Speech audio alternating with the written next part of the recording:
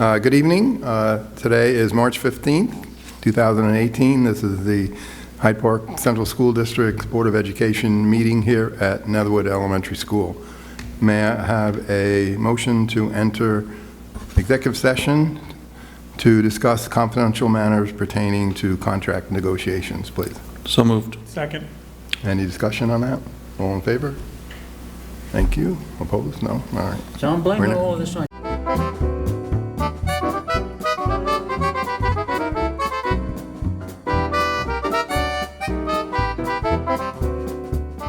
Thank you for being patient. At this time, we'll have the Pledge of Allegiance. The flag over there. I pledge allegiance to the flag of the United States of America and to the republic for which it stands, one nation, under God, indivisible, with liberty and justice for all.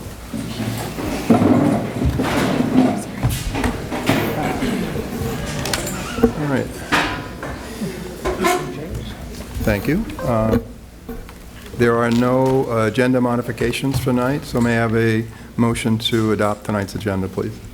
So moved. Second. Any discussion on that? All in favor? Opposed? Thank you. Let me see, just get down here. Bring us to upcoming events. Okay, the big one. Friday, March 16th, that would be tomorrow. Saturday, March 17th, both at 7 o'clock, the spring musical, James and the Giant's Peach. That's the FDR. Yeah, oh, there you go.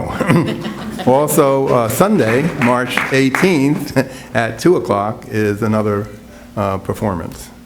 Wednesday, March 21st, 6:30 p.m. is the College Information Night at FDR. And I have an addition. And I have an addition. Oh, and Thursday, March 22nd, is the next regular board meeting, which is at the district office, and we have one more. Yeah, due to a change in schedule, weather-related, the district STEAM fair will be this coming Monday, the 19th, at FDR from 4 to 7. So our STEAM fair, formerly the STEM fair, science, technology, engineering, art, and math, will be this coming Monday, Okay, the 19th. I'm going to write that down. 4 to 7 Monday. I didn't catch that earlier. Okay. 4. Thank you. Okay, that brings us to Pride. We usually start with Leah. You got? I actually don't have anything tonight because we're in that awkward transition between winter and spring sports, so our athletes are kind of taking a break. But I did get a chance to see a sneak peek of the musical during orchestra yesterday morning, and it seems lovely, so I highly recommend you all go. Thank you. Can I just rave about it? Yes. a little bit Absolutely. more? Absolutely. Oh my goodness, please go this weekend and see this unbelievably wonderful show from our high school students for the drama club, the President's Players. It's wonderful. I'm in awe. I say this, I stutter through this every time, but I am in awe of the inspiration and the talent we get from our students when they're performing up there. So please take the time and see them. It's wonderful. Thank you. Let me just stick one in. And along with the theme of musicals, and I attended the elementary all-county festival. It was at Arthur May School in Arlington. This was 5th grade and 6th grade students, so from our elementary school and our middle school. And you would not believe how good they were unless you actually were there. And nothing I can say would convince you how good they were. They were just absolutely astounding. For 5th and 6th grade students, it just boggles my mind. 1.5 years and 2.5 years of instruction, and they were just perfect. So, what else we got? Just a couple of things. We want to thank and continue to thank our IBM partners. Engineering Week, or as we call it now, E-Week, was last week, so some of them have been pushed out into next week. But we are in the middle of our E-Week visits where our IBM partners come in to our classrooms at the elementary school and the middle school, and we really appreciate it. And the students look forward to this visit each year. I just want to say that I was really proud of our students on March 14th. They gathered at the middle school for a recognition of the tragedy that happened in Parkland. The students were able to spend approximately 17 minutes, a little bit more in the middle school, to express themselves through artwork and designing a mural or posting their feelings and emotions on an index card, and those will now be on display at Haviland Middle School for the remainder of the week. So students had a chance to get together just to express themselves and their thoughts and their emotions. At the high school, the students gathered in the auditorium. They had a student-led 17-minute moment of silence. You could hear a pin drop with approximately 247 students.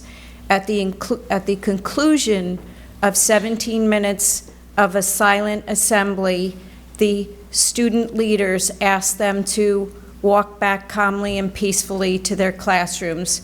And it was amazing. It was very moving to see that large number of students gather for a collective moment of silence. We had our conference day on March 9th, and the secondary staff went through a series of workshops, all to further our work with the 4 Cs and specifically on critical thinking. And all of our administrators, and many of them are here tonight, thank you, all of our administrators in the room led the workshop. So our teachers got to travel from workshop to workshop, and each of our administrators presented the work on critical thinking. So we call that turnkey professional development. They had all planned and been trained on what they were going to deliver that day. So it was amazing, and we really furthered our academic strategic plan. Thanks to Aviva and her staff for organizing the day, and thank you to the administrators who actually ran the workshops. I think that's it. I think maybe a public thank you to the maintenance people for the snow. Oh, yes. Our facilities and operations staff over the last few weeks have been working round the clock. We want to thank them profusely for cleaning all of our sidewalks, getting all the snow removal, making our schools safe. I think a lot of people don't realize that on a snow day, they wake up at 3, they arrive here anywhere between 3:30 and 4 o'clock in the morning to begin to clear the snow. Even when we're closed, they get to sleep in a little bit later. They come in around 4 or 5 o'clock in the morning. So a special thank you to the staff that's been doing a tremendous amount of work, and a little wishful thinking that they don't have to do more next week. Yeah, for sure. Anybody else have any pride? Okay, moving on. Superintendent's report? Yeah, just in snow-related, our spring break has now been reduced by April 2nd and March 26th. And that's it. Okay. We waited for the good news. That brings us to a presentation of the Hyde Park Education Foundation. Yes, and I'd like to ask the president of the Hyde Park Education Foundation, David Roosevelt, to come up to the podium. I do see a number of the board members. I'm sure David's going to mention them, but this is the first time in over a decade that Hyde Park has an education foundation, and David, as the president's going to fill you in. Thank you, ladies and gentlemen. I appreciate being invited here tonight. Let me tell you how I got involved in this. About a year and a half ago, I was talking to Greer about the possibility of one of my daughters coming to the Hyde Park schools. And I asked Greer, I said, you know, does Hyde Park have an education foundation for the schools? She said, well, we used to, but it's been dormant for a number of years. And I said, well, you really need to do something about that. That's why I'm here tonight. Greer volunteered me to do something about it. So I'd like to ask any of my board members who are here to stand, and I'd like to thank them for, could you all stand? Okay. And Deana, you're ex officio, Yeah, you Deanna. stand too. I'm ex officio too.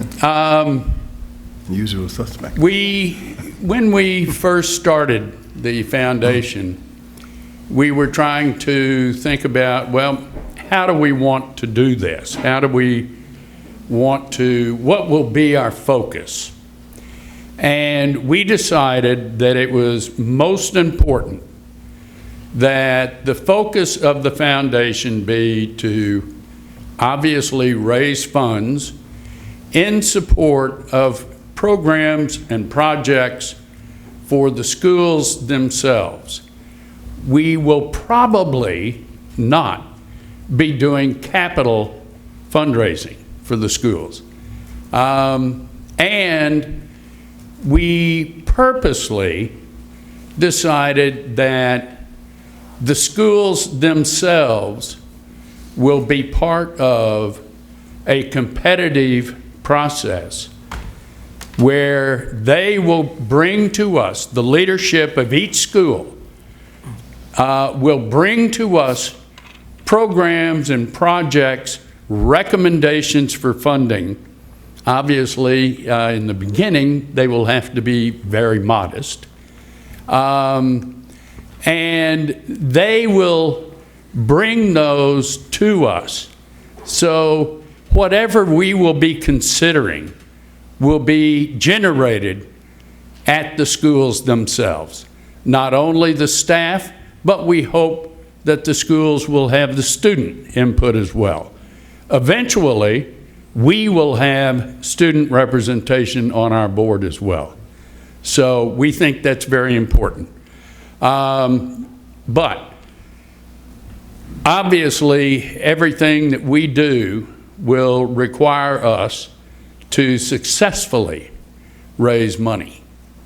And that's our primary purpose, really, is to raise the money so that we can support the schools in what they need most in programs and projects for both, not only individual schools, but for the district as a whole. One of the things that we hope to do is something that Donna Lackner-Horn originally brought to us, and I'd like her to explain what it is. But this will be, we hope, our initial, this year, Memorial Day will be our initial major annual fundraising activity. And I'd like to ask Donna to come up and explain a little bit about it. And then we would both be happy to answer any questions that you might have.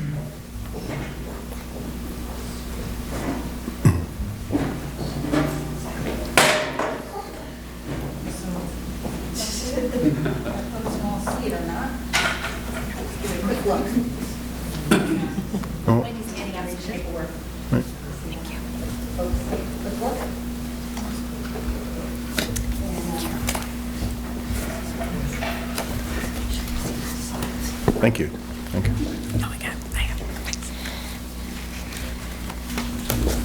Good evening, everyone. As David mentioned, this will be our inaugural fundraiser. We are hopeful that it will end up being an annual fundraiser. What it is a field of honor, an American flag display. We are partnering with the National Park Service, and we'll be holding the event over Memorial Day weekend. That would be Saturday, May 26th through Memorial Day Monday, May 28th, at the FDR home site. We currently have committed to 200 flags will be set up in the field in front of the FDR home. We are currently canvassing for sponsorships. We will be selling American flags. These will be 3-foot by 5-foot flags on 8-foot flagpoles that come with a kit. It is a licensed program that we're getting out of a company in Utah, Colonial Flag Foundation, which has been involved with well over 500 healing fields and fields of honor throughout the country since a year after 9/11. We're hoping we're going to get a lot of support from not only the community, but certainly from the families in the school district. What's very nice about this is there'll be a field of flags, of course, set up. It will be a community event, and it's the way we envision it, it's bringing everyone together. We will be asking for volunteers from our PTAs and our Boy Scouts and our Girl Scouts in the schools to help us assemble the flags onto the poles. The National Park Service will be helping us set it up. There'll be takedown, there'll be some, we'll need some guides and information. People will work the information booth over that weekend. So this is an event that we hope, one, will meld well with Hyde Park's, what I would call brand, historical Hyde Park. That was one of the things we were looking at, what could make a unique event that our foundation could sponsor. And we are reaching out. We've reached out to various members out there throughout the county, from government officials to Dutchess County Tourism, working with the folks at the National Park Service, at the Presidential Library, at the site, and we're hoping it'll be successful. So there'll be some mailings going home with the report cards, with the flag information. If families want to buy a flag, they can also dedicate the flag in honor of someone special to them who may have served the country in the military, as a vet, who's a volunteer perhaps in our community, a teacher in our schools, just someone who is helping our community and our students to grow and become the citizens that we, endeavor them to become. So thank you very much, and we hope if you all will make an effort to stop at the FDR home over that weekend, and if not, definitely look for pictures on the websites. Thank you very much. Thank you. Does anybody have any questions at all? I think it's a wonderful, wonderful thing to do, and thank you for stepping up. I think if I could, one of the problems that we ran into was because the foundation was dormant for a number of years, I think over 10, as I recall. That dormancy, as a result of that dormancy, the foundation lost its 501c3 tax-exempt status. We have since, we are waiting right now for the IRS to approve our tax-exempt status. If any of you have any pull with the IRS, could you get them to hurry up? Lots of luck for that one. We have, until we have that, I can only tell you that we have one individual in our community that is well known to all of you. I won't disclose the name at this point until we can hand him his tax-exempt letter. But he has made a very generous initial contribution to our efforts. So all I can say is anyone that you know that might be interested, a business or an individual that might have an interest in supporting this activity, please let Donna or myself, anybody know, Greer. Also, we hope that a lot of people in the community will sponsor flags, which they can keep after they sponsor one, and if they wish. And we think that we're hoping that we're going to have to go back to colonial flag and order additional flags. That's what we're hoping. So we're starting out with 200, as Donna said. We hope that it'll be 400 on Memorial Day. Thank you. Thanks. I just had a question if I could. Just very quickly, on April 6th, we're having a meet and greet, if you will, reception for about an hour and a half at the Wallace Center, in the lobby of the Wallace Center, from 5:30 to 7. Anybody is welcome to come. We are inviting all sorts of people, you know, everybody we can think of that might have an interest in helping us, in supporting us, and particularly this activity. Obviously, you include all the politicians, et cetera, and but anyone that would like to come, please do. Thank you. Thanks. Thank you very much. Very exciting. You can also connect to the Hyde Park Education Foundation website through our website, and I think the flags are, I'd want to say, $45. So if anybody's interested in a flag for the weekend, it's $45. You can keep the flag, or you can say, no, just reuse it the following year if you don't feel like storing it. So thank you, very exciting. Thank you. Is any reason we might switch these, or should we just leave it the way it is? Let Christine go first? Yeah, we could do Or was it going to mess the things up? I'm fine. Trying to see if you want to go first. Christine said so. No, you're okay? Okay. All right. Christine's been ill, so we're trying to accommodate her.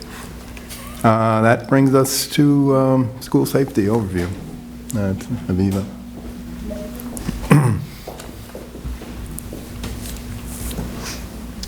Okay, thank you.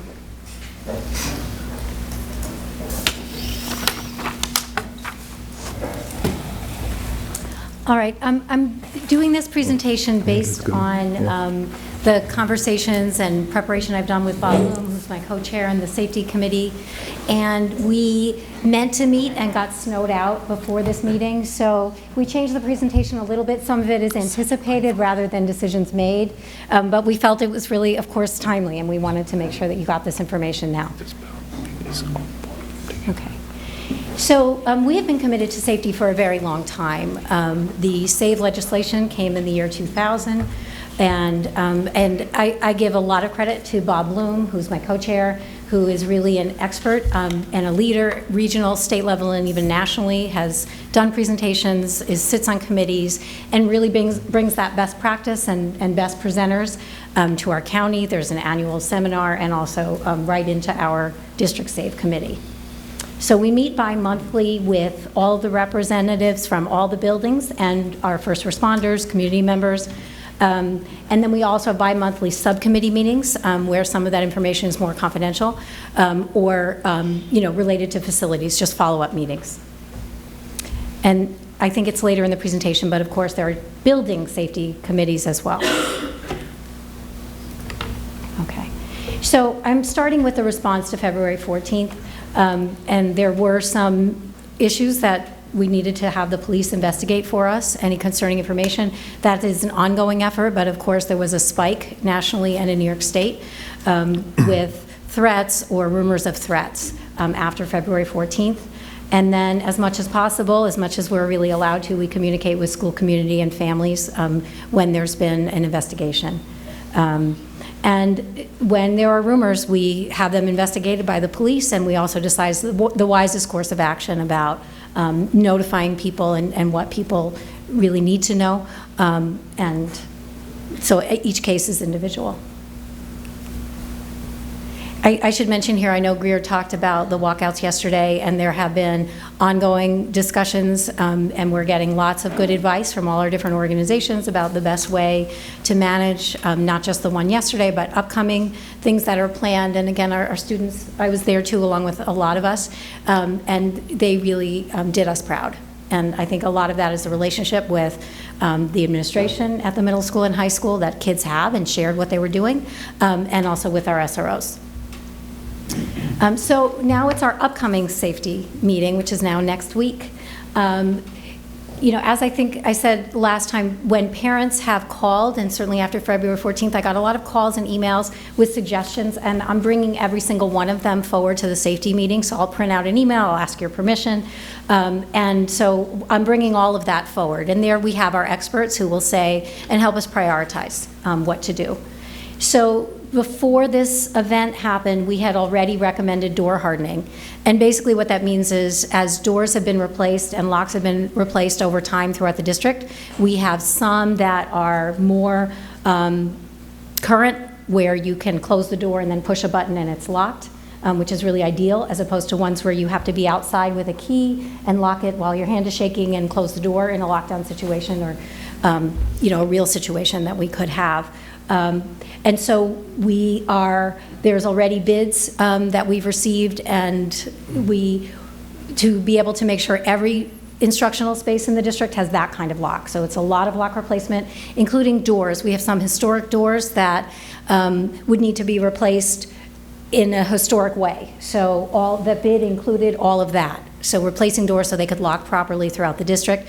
And so we, even though that was the recommendation of the SAVE Committee, we are going to bring that back, make sure that that is still the top recommendation, along with other thoughts that people are having. But we are definitely moving forward and exploring that option as soon as possible anyway, because that, again, that was in existence before, and looking at some other things that we may want to do. So it really comes down to things that you can spend money on that make you safer, and then how human beings act and react, and our behavior and our drills and our practice, and making sure that our drills and our practices are what is being considered the best thing in the field, and that's changed over time.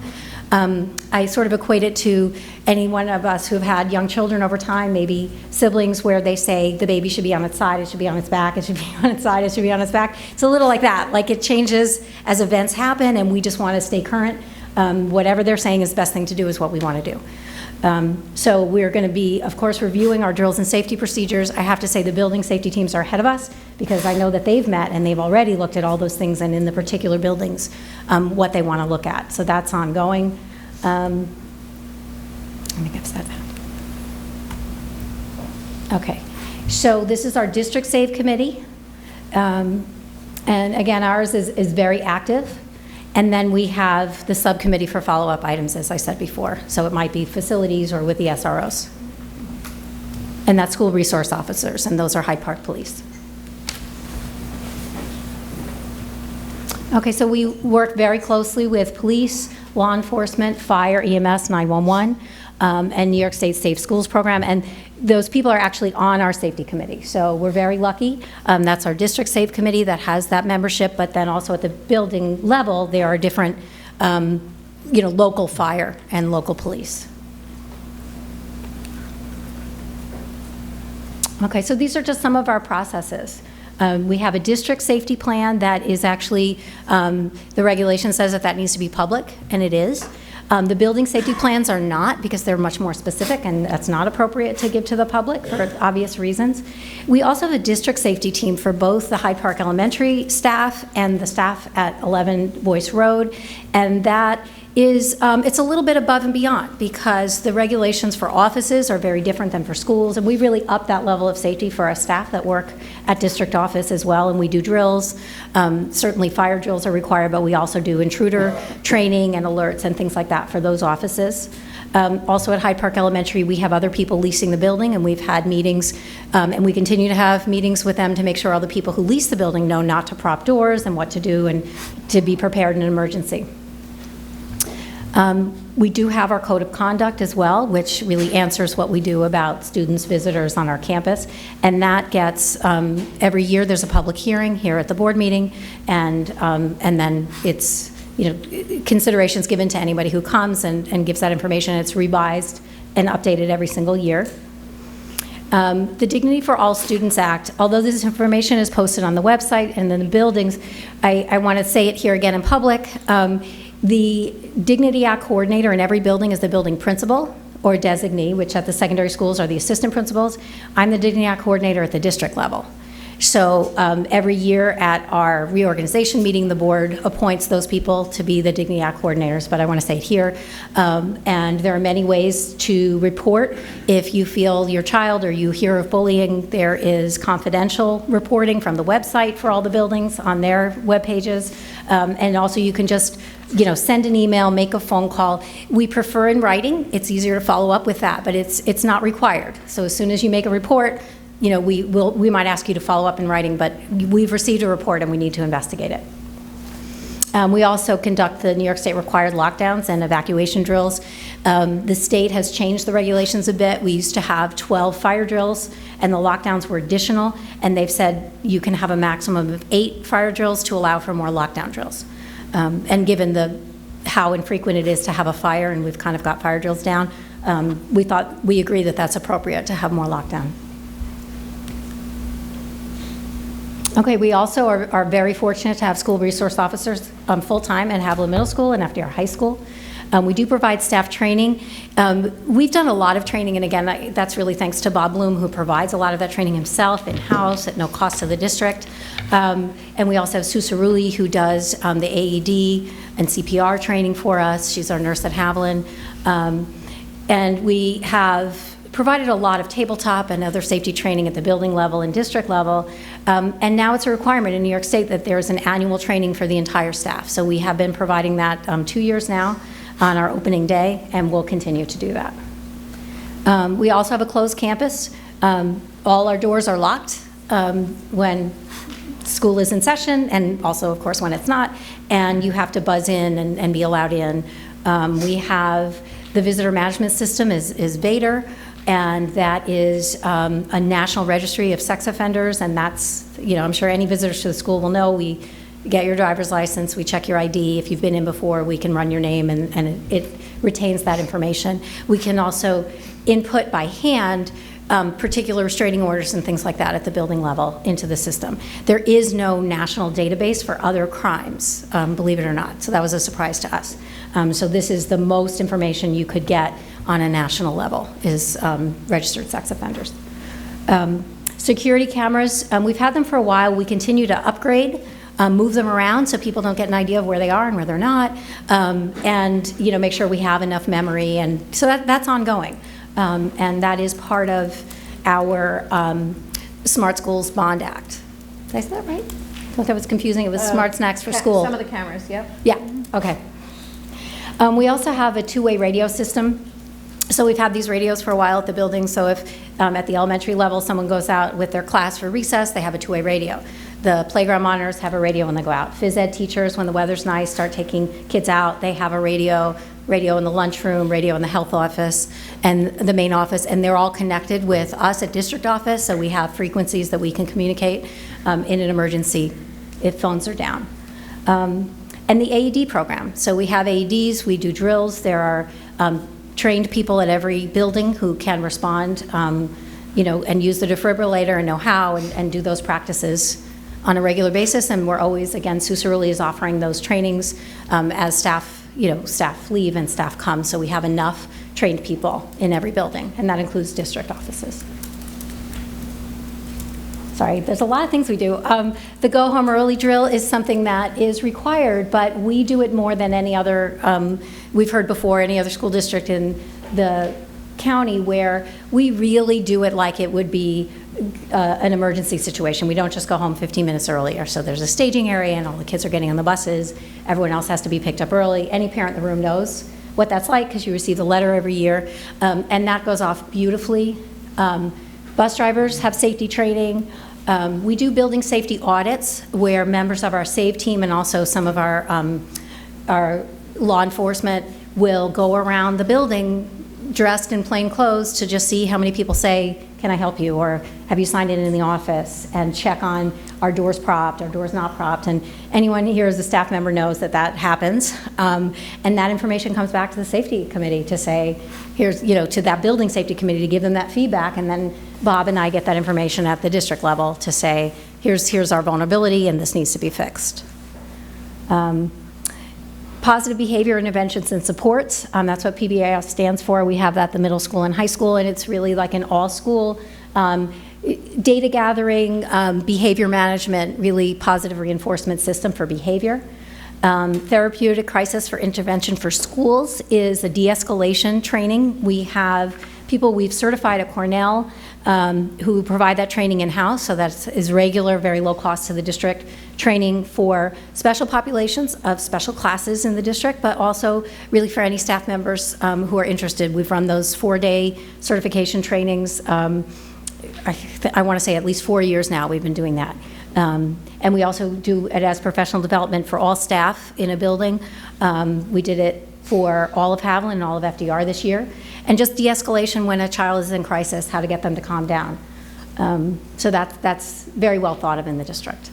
In addition to that, we have sanctuary training, which is really a trauma theory-based program of how do we become more sensitive to trauma that our families, that kids may have, that us, all adults might have had childhood trauma that impacts the way that we function in the world, the way that we behave.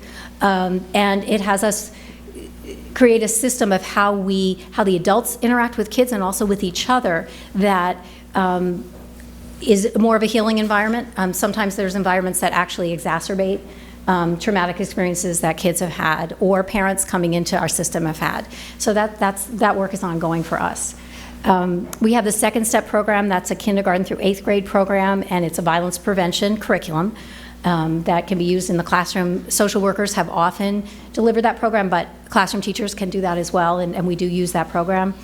And then we had a grant at Ralph R. Smith for the Olveus Bullying Prevention Program, and that is still very active in that school. And I feel my time going out, so I won't describe Olveus, but if anyone has any questions, it's a great program and I can talk more about it. Okay. So we also have a post-incident recovery plan. So prepare, and I wrote it in my notes, but I didn't bring it with me, what the acronym stands for, so I apologize for that. But we have 2 of our school psychologists are trained and have provided that training, and it's really, if there was a major incident, how we recover from that, emotionally and also in real time, sort of how we manage that. And mental health first aid was a 1-day training the county offered that we did provide for all related service providers and nurses.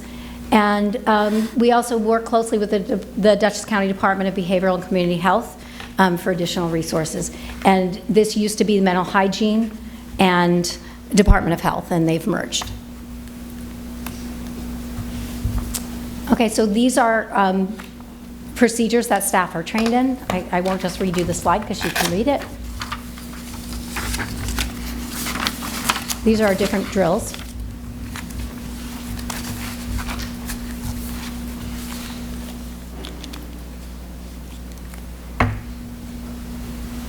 And this is a big deal, having situational awareness, knowing when something looks out of place.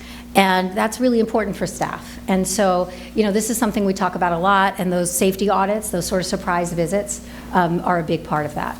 Making sure, and trusting your instincts if something, doesn't look right, it might not be, and it's worth asking and checking. So this is the basic tagline for that. If you see something, say something. If something doesn't look right, something is where it doesn't belong, just like they tell you at the airport, we need to do that too. Okay, so this is our future goals. Well, let me go back up because I see what's happening. So we do recommend upgrading door locking hardware. That's from the safety committee. Expanding security cameras, and again, that's part of the bond. Upgrade site hardening. Anonymous reporting line is an option that we could look at. It's actually part of our student management system that we could activate and do. And communications upgrade. And that's really about the radios. Oops. Well, it says next up. So are there any questions? Anyone? Yeah, I have a couple of things I'd like to. Okay. And Aviva, I would say, great rundown, great, and I would just add a couple things that I'm sure, and first of all, people need to realize what an asset Bob Bloom is to this district and to the county, to the region.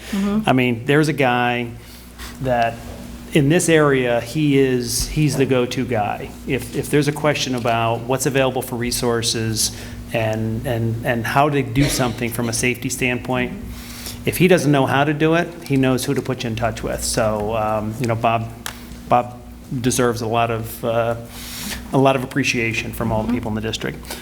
One of the other things that, and I'm glad that you didn't spend, when I started looking at this, I'm glad I didn't see a lot of time spent on, you know, you mentioned door hardening, you mentioned locks, but I think we really need to, as a district, stress that the most valuable asset that we have from safety are our people. Because we can spend all the money we want on locks and security systems and all kinds of gadgets, but if our people don't use them and if our people don't think, and I like your situational awareness, and I take it even, you know, one step further, is we have to give our people the license to think and do what they think is right for themselves and for the students that are in the building. It's a different world. We're not changing, you know, we are no longer just cowering in the corner when there's a problem. You have to be thinking about what the situation, what's going on, where am I, what have I got for resources, and think. We've got we've got incredible people that work here in the district, and you know, I just can't say enough about that. That's to me, that's where it is. Yeah, and before I forget, if I could add, so Sure. Bob Bloom went for training in Connecticut, actually not that far from Sandy Hook, and it was not even a safety training. It was part of his regular, his job as a technology teacher. And they had some very expensive safety apparatus in the building, and it was a mess. Doors were open, people were not asking who he was, and he was shocked that the behavior of the staff was that lax. So it's true. You can spend a lot of money, and then you leave the door open. Yeah. So you really got to have an appreciation Yeah. for the investment and the people, Yeah. and they've got to understand. I mean, it's you're protecting teachers. They're protecting themselves. They're protecting their students. They're protecting their coworkers. And the other thing I would bring up, you touched on the value of the SROs. And there too, I think there's a point there that most people don't understand the value of the SRO. It's not a matter of just having a person with a gun in the building or a police officer in the building with a gun.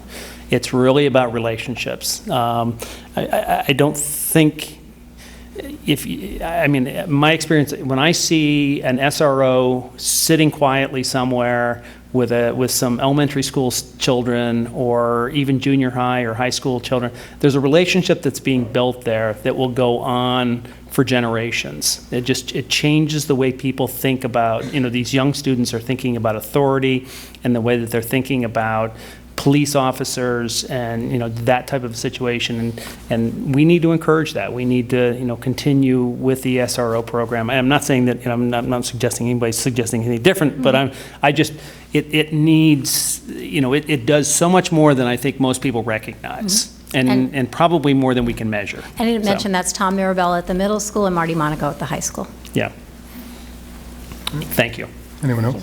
I just had a quick question about the anonymous reporting line. I thought we had something like that in place already. We have an anonymous reporting line for bullying, but this is for reports of threats and things like that, and it can be hooked in immediately to the police, and so that's something we're looking at. It's like a tip line. Yeah. Okay, that's why I was just Yeah, getting we have it confused for between the two of them. bullying, We for our do. own, but not for Okay, thank you. safety. Yeah. Okay. Anyone else? Do we want to just open up during Go ahead. public participation, or I can answer one? As long as it's only a few. Okay, yeah. How do parents get notified about? Because everybody knows about the bullying, even the bullying hotline or anything. It's not hard to find on our website. It would be either DASA for DASA or Dignity for All Students Act. There's a few different ways to get to the link, and there's a whole page. If there's more Plus, than it's on every school page. Yeah, so there's some good information there. Yeah. Oh, yes. So the question was, how do parents find out more about the Dignity Act and how to report? And I said on the front page of the website, you can see it, and it's also on each school page. Yeah. Okay. With you replacing the locks on the doors, are these windows bulletproof? No. No. Okay, so if you're going to replace locks, one suggestion that would make the kids safer, God forbid. Yeah, and somebody has brought that forward, and I'm bringing it forward when we meet next week. So then the police and people who have done this work are saying, of these things that you could do, what's the biggest, benefit? What's the best thing to do for the cost? Right. So, yeah. And another thing is tailgating, the front door. That's a big Yep, issue. and that's behavioral. So again, that's about parents Okay. being told not to hold doors. It feels rude, but really, we want you to close the door and let in one person at a time. Somebody standing at that door. I'll have to Anyway, yeah. insert, this is not the time for a Right. discussion with the group, and I appreciate your comments, but we have a kind of Right. the way we run the business, so. Yeah, All right, but what I will do is bring forward the one that is not already on the list, is the idea of a greeter in every building. Certainly a large cost to the taxpayer, but I would bring that forward. Okay. Yeah. All right, thank you. That brings us to Christine.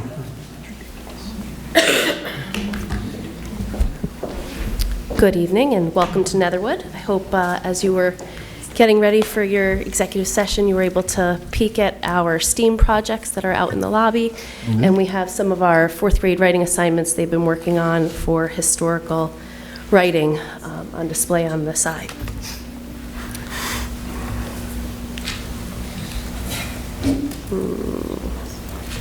Oh, wrong way.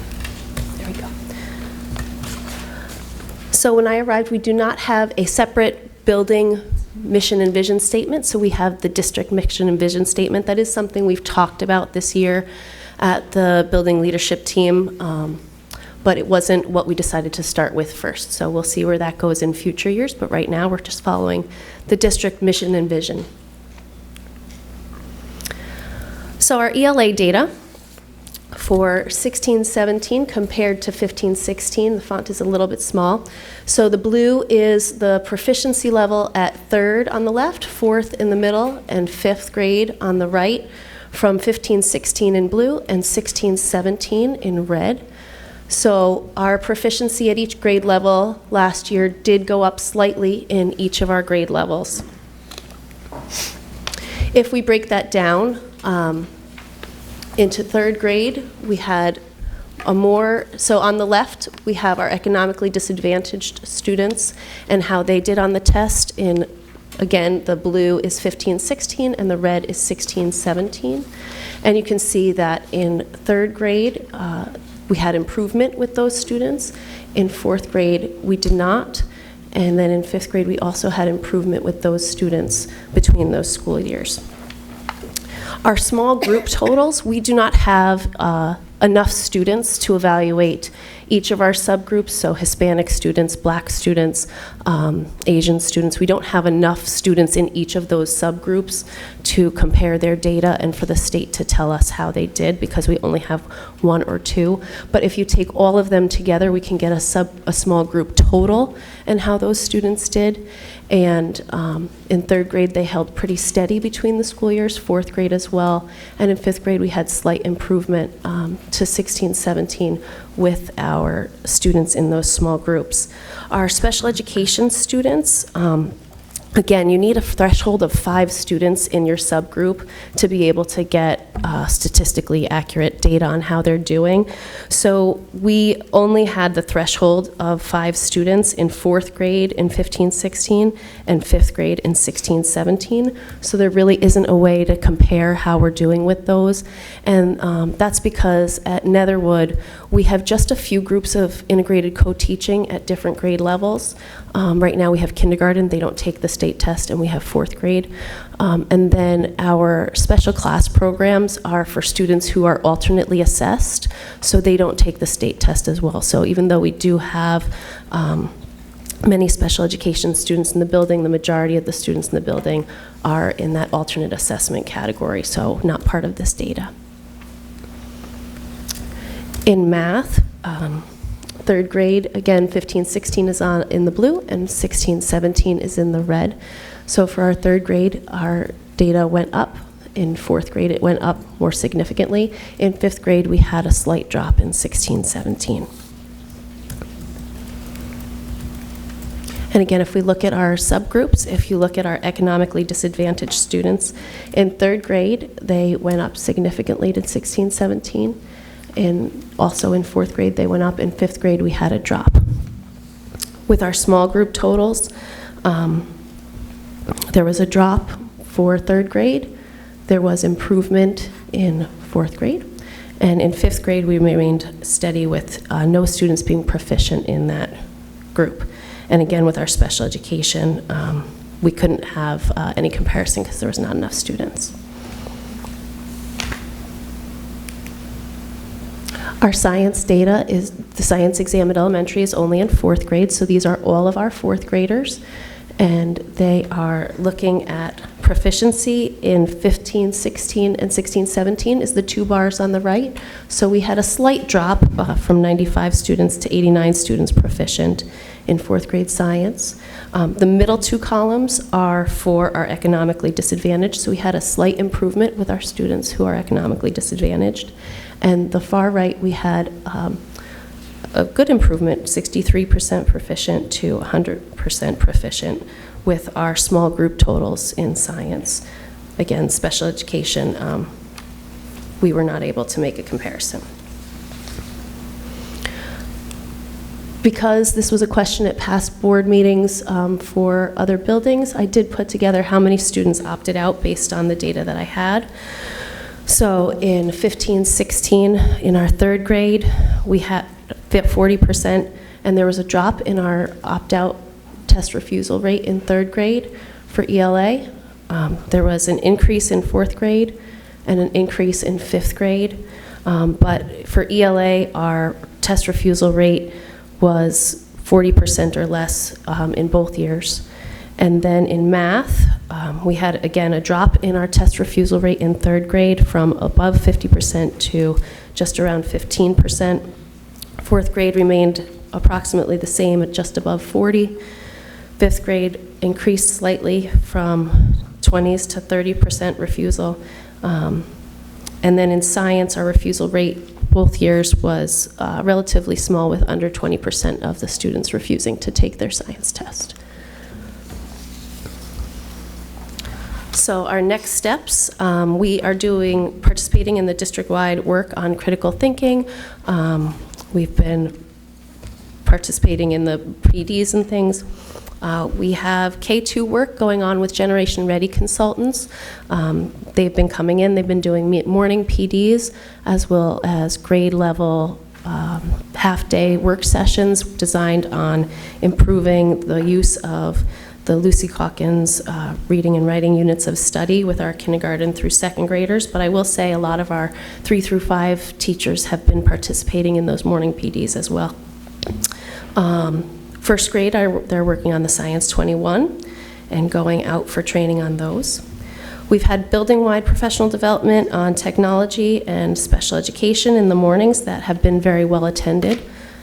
And our faculty meeting work has been continuing this year with Kim Neisel's been coming and doing a lot of work on the math progressions and fluency work with our staff as a whole during our faculty meetings. And that's been very well received. Our building leadership team is just getting restarted. It was on a hiatus with all of the change in administrators over the last few years and was inactive. So we've had a few meetings to start getting that back up and running. And we started by looking at our survey data from a few years ago and thinking about what the data showed us, but also how we thought it might change based on the change in administration and how that could have impacted trust and community, not just for staff and students in the building, but also for our parents and community. And so as we prioritized our needs, we've been thinking about what our hopes are for community involvement in the building and building that community. And we are putting together a survey to go out to parents about where they see themselves in the building, where they feel they can be involved, and what types of activities they would like to be involved in. And that's in a draft stage now, but hopefully we'll be going out to parents so that, you know, it's late in the year, we're just getting started. It's going from 0 to to getting something together. But if we get some of that information this year, then that can guide our practices and how we get our community and our parent involvement to be more designed as to what they need from us. Character education in the building. We have classroom visits. I visited every classroom in the beginning of the year regarding code of conduct and giving the students a chance to meet me and talk about how we believe the school community should be. Our social worker does second step with many of our classes and grades and also runs lunch groups. We have a building-wide initiative on bucket fillers, and you can see our bulletin board up on the presentation, but also out in the hallway, where each grade level has a different shape, and students and teachers can recognize each other for acts of filling each other's buckets, and they can write there what they saw or what somebody did for them on a shape, and they go up and recognize what the students have seen. Queen Noor did a presentation on anti-bullying this fall, and if you haven't ever seen her, she is a very dynamic, wonderful presenter. We did a staff PD on Sanctuary and did a lot of community building to bring our staff together. Our student council also had been disbanded in changes in administration, and they have been put back in place. We have our caring wall, which you can see around the cafeteria, which our student designed bricks of things that are important to them. And we've begun using the zones of regulation with students who are in crisis or having a tough time during their school day. We have many activities, and I have to be honest, these are things that I have been aware of and have been able to put together and collect, but even this week, there are more things that, having not lived a full year here at Netherwood, there are things that are happening from here through the end of the year that are probably not on this list because I haven't seen them. So for example, on Monday, our 5th graders went and served at the Lunchbox, and they have another trip to serve next week at the Lunchbox. So this is a far from comprehensive list of the many things that are going on at Netherwood. We've had district pen pals, music concerts. I won't read them all to you, but our students and staff are doing wonderful things both in the building and out in the community.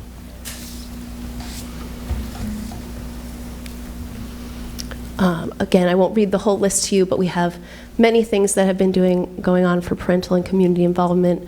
PARP Week was just a couple of weeks ago, and we had 7 or 8 community members come in and read on everything from being an electrician to being a police officer and visiting and reading with our students.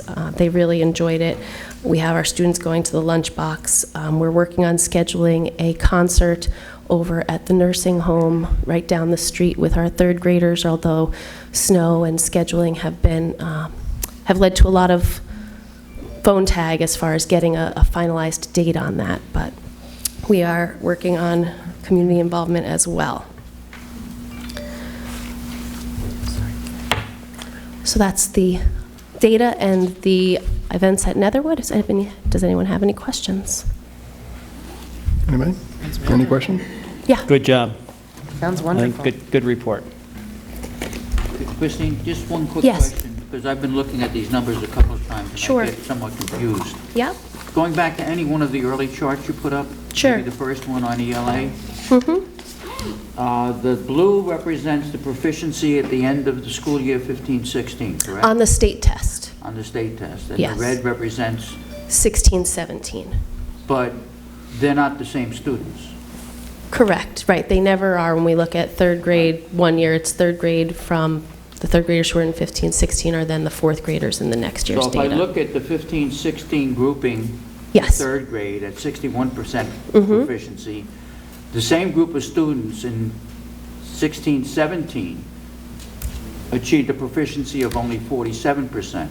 Correct. Does that interpretation for me would be reasonable that the magnitude of the new data or new information these kids were supposed to process is outstripping our ability to teach it? I mean, the same students have dropped effectively We're not registering a progression. We're And the tests are different. Yeah, that's the other question. The state wants to deny its influence of the test, but we know over the years how dramatically the length of the test, the composition of the test, make it literally impossible to compare groups to groups and get, some of the information just gets thrown away because there's no way of comparing them. Right, and I think with the way we get the state data, it's hard to follow a particular cohort through and see. But yes, the group in third grade in 15, 16 would be the same kids that are then the fourth graders in 16, 17. I mean, from my own personal information, I would think a chart that charts out the progression of a cohort as another chart would And I think we'd need concerns or alleviate some of my. Yeah, I think we'd need much more detailed information because you don't know if the students who took the test in third grade later refused in fourth grade. So the way that we have the data aggregated would have to be a lot more sophisticated to find out, did Joey take the test and do well in third grade, but then refuse in fourth grade and then take it in fifth grade? So that's possible, but it isn't the way we currently have the data disaggregated. Because if you look at your opt-out slide, you had a much smaller percentage of third graders opting out than Right, majority of our third graders took the exam in 16, 17, but fourth and fifth don't. You could get that information and you could follow a cohort. It just isn't how the data is right now.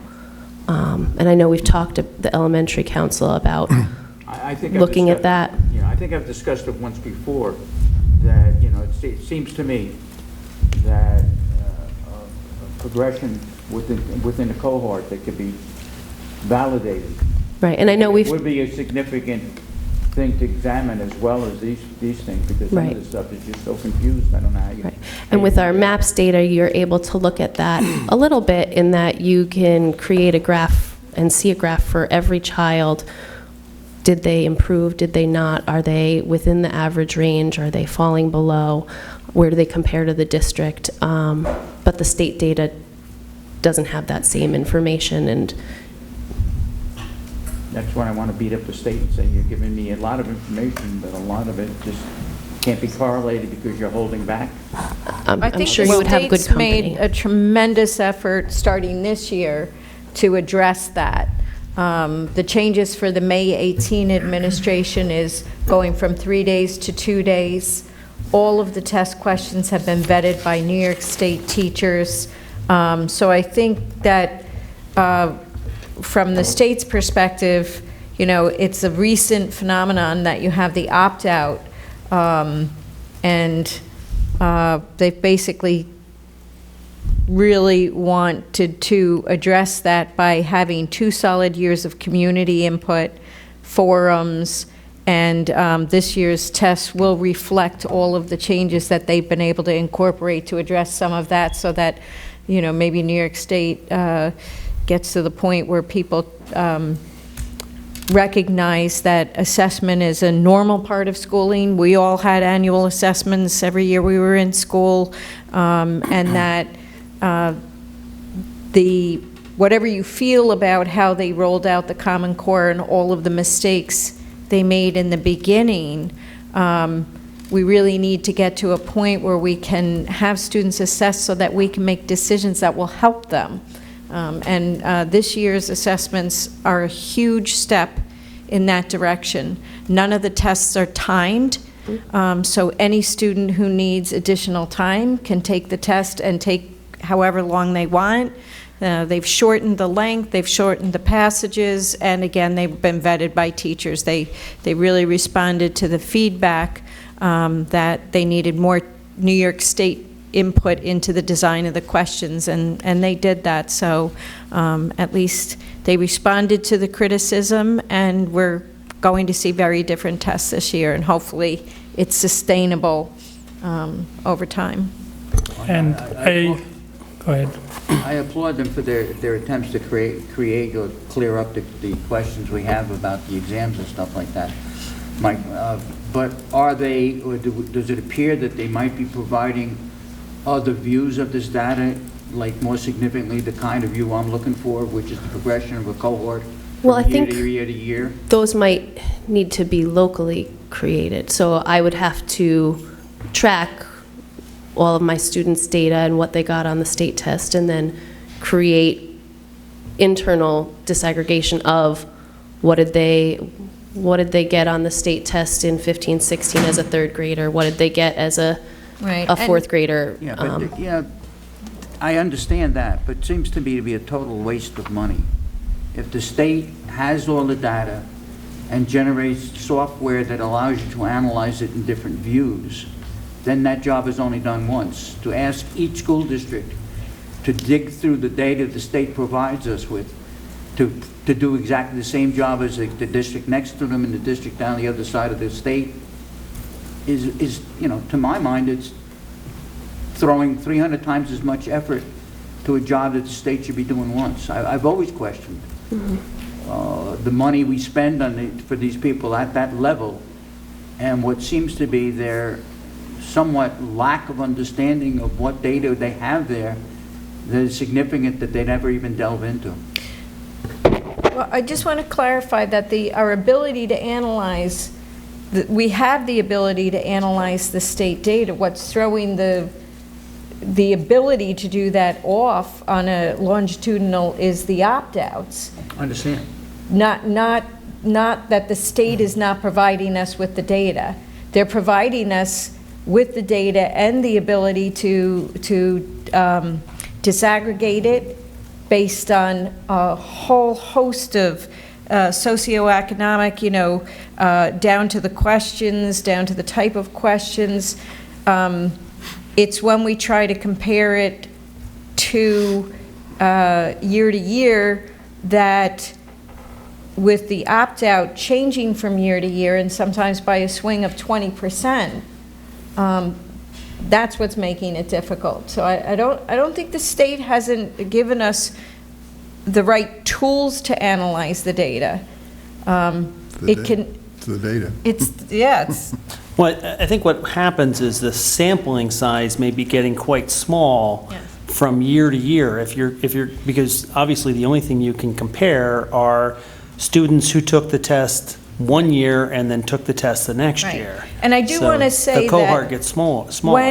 when we are looking at individual students and looking at assisting them, we are looking at multiple pieces of data. Yeah. So the state assessment, the maps, teacher input and anecdotal records of that. So on an individual level, when we're looking at, you know, I'm looking at Jen Turner, who goes to see the reading teacher, we do have a very full picture of that student's ability. Yeah, and I would think that to me, that would be more valuable than looking at a cohort of a whole grade level, knowing that somebody's looking at a student by student and just Right. saying, okay, this is how Billy did Yeah. last year, this is how he's But doing that would be this a very year. complicated presentation if we were. Yeah, but I just want to know it's Yeah. being done, that's all. I trust it's being done. Just to say one thing, that fourth grade is historically scored lower. If you look back to presentations previously, fourth grade and eighth grade usually score lower on ELAs. That's true. That is true. Okay, any other questions? Thank you, Christine, be well. Okay, that brings us to Mr. Treadwell. Is Mr. Treadwell? Yeah.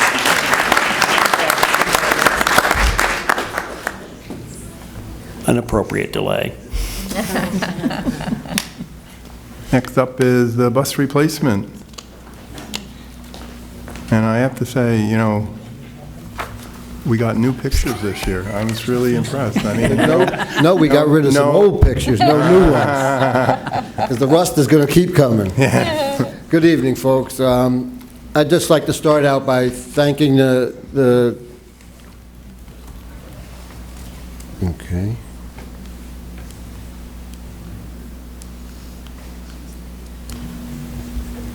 Well, Okay. next up. I'd just like to start out by thanking the Board of Education and the community for supporting this bus plan, because, you know, it's, without the new buses, it makes our work much harder at the back at the bus garage, and obviously it just gives us a better equipment to work with, and if we can keep it refreshed, it's a good thing. Quickly, I'll go through this. Basically, there's only a few changes here. We lost a couple of schools this year. We transport to 47 schools, but we increased in some daily work sites. The work program grew on us a little bit. We increased in some sport and field trips, and we also increased the mileages on those obviously the mileages on the sport and field trips, and we've pretty much stayed level at the 1.4 million miles annually. Obviously, this is the transportation mandates. We talk about this every year. These are the things that the state's always looking at, and they're trying to increase some of these things. For one, they've been looking at increasing the statutory 15-mile radius for transporting non-public students. They wanted to increase that number. That's a huge cost for all the school districts to have that kind of thing, to be 20 miles now instead of the 15 miles. There's also been some talk and thrown around about increasing the homeless mileage.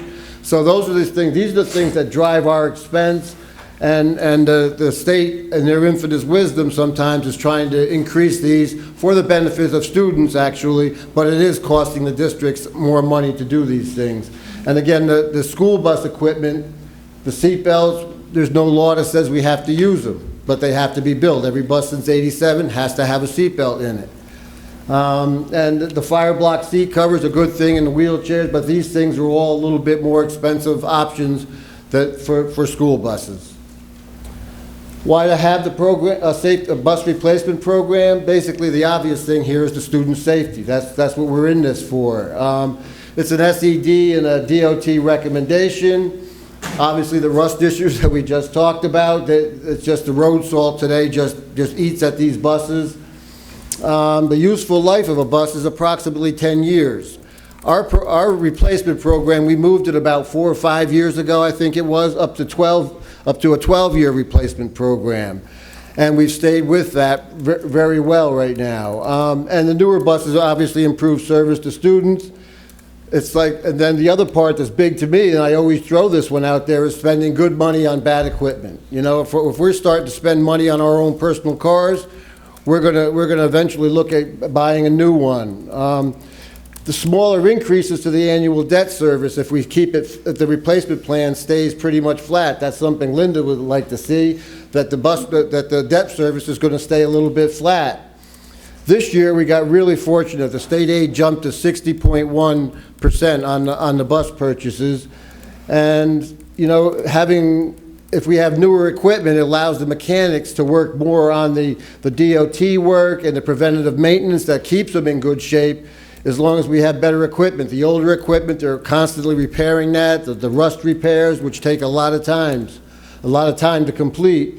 And then we have a written and updated plan, which is a live document, and we move things around. Some of the buses that are recommended to be replaced this year, we may, by the time we get to June, we may end up having to change some of them out, because all of a sudden we've had to spend more money on another group between now and June. So if we got to spend some money and we're going to get rid of a bus, we're not going to get rid of that one. We'll take it out of service and then replace that particular vehicle. So we're constantly look at that and use it.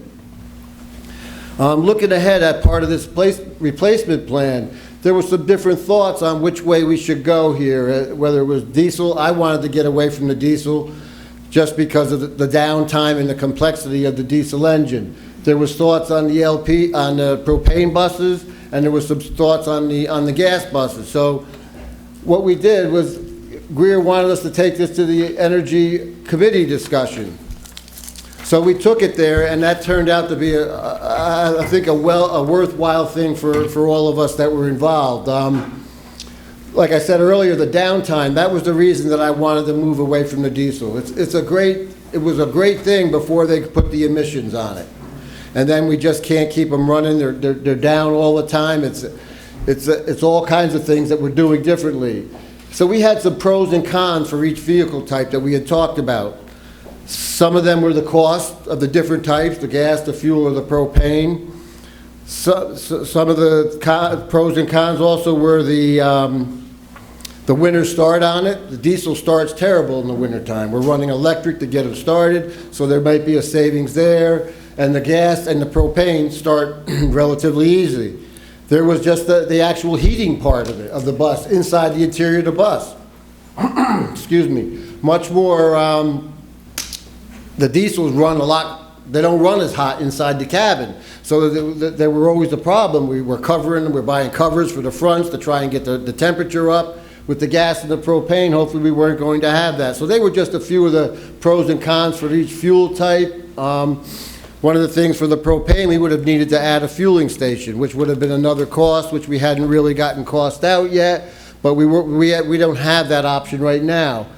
If we use gasoline, if we went to the gasoline, we have a present way to do that with the tanks that we have, just by cleaning tanks. If you got to that level of gas where you needed to do that, we could just switch a diesel tank, put gasoline in it, clean it, and put gasoline in it. And we could actually purchase that bus, and there'd be no change to what we're doing presently. We received a fuel option study presentation, which was quite lengthy. I think we sat there a little longer than we wanted to for that, but there was loads of information. One of the things about that, there was, was some talk that we put some information that was in that study. All of our fueling information, a lot of the things that we put in there were in there. They were using some other things that they were using from nationwide or industry-wide. So we weren't comparing apples to apples when you look at it, but it did give us an idea. And one of the ideas that we saw was, and it's a little farther down here, was the cost of those vehicles over the 12-year period. And it really was surprising to me that the diesel was actually cheaper to run over the 12-year period, but there were so many other problems. Then it was the propane, then it was the gasoline. That's how when they priced it out over the 12 years.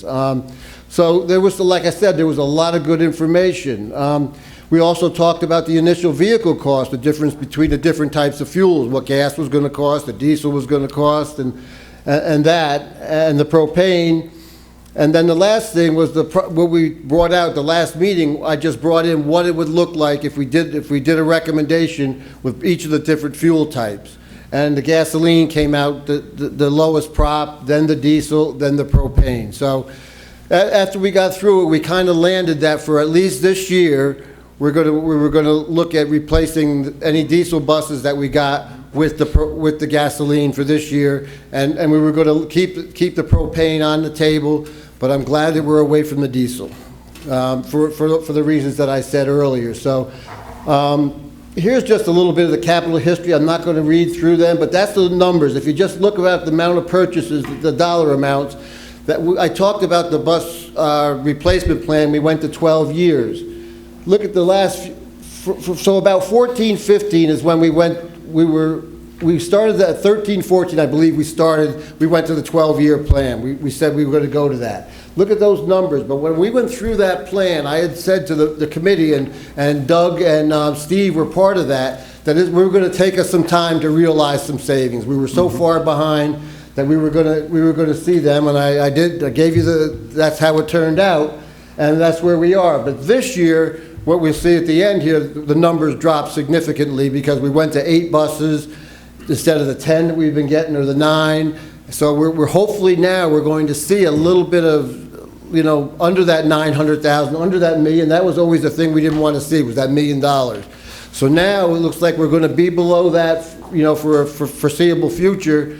And that's the good thing, trying to save this district money, and that's what we try to do in my department. Besides student safety, that's what we're looking at every day. George, Yes. just so people watching know, that's 40% of the $1 million, right? Correct, yes. Okay. There's some, right, but that's what we We're not initially... spending $1 million, well, Right. it's costing $1 million, but... Right, we're putting it out, but we get 40%. aid. That's Okay. correct. Thank you for clarifying that. And this is just what the buses that we're going to get rid of this year are starting to cost us.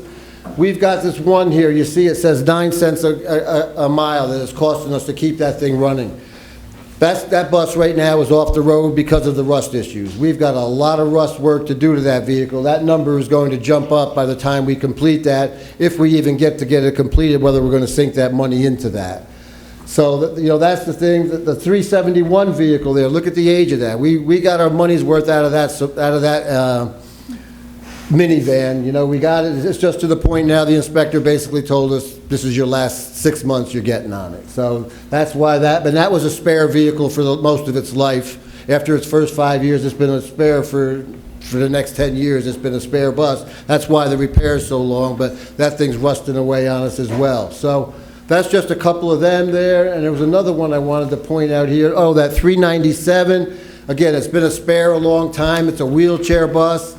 And it's just time to go. Every time we go to use it, there's always something wrong with it because it's sitting, and so we needed to get rid of that one.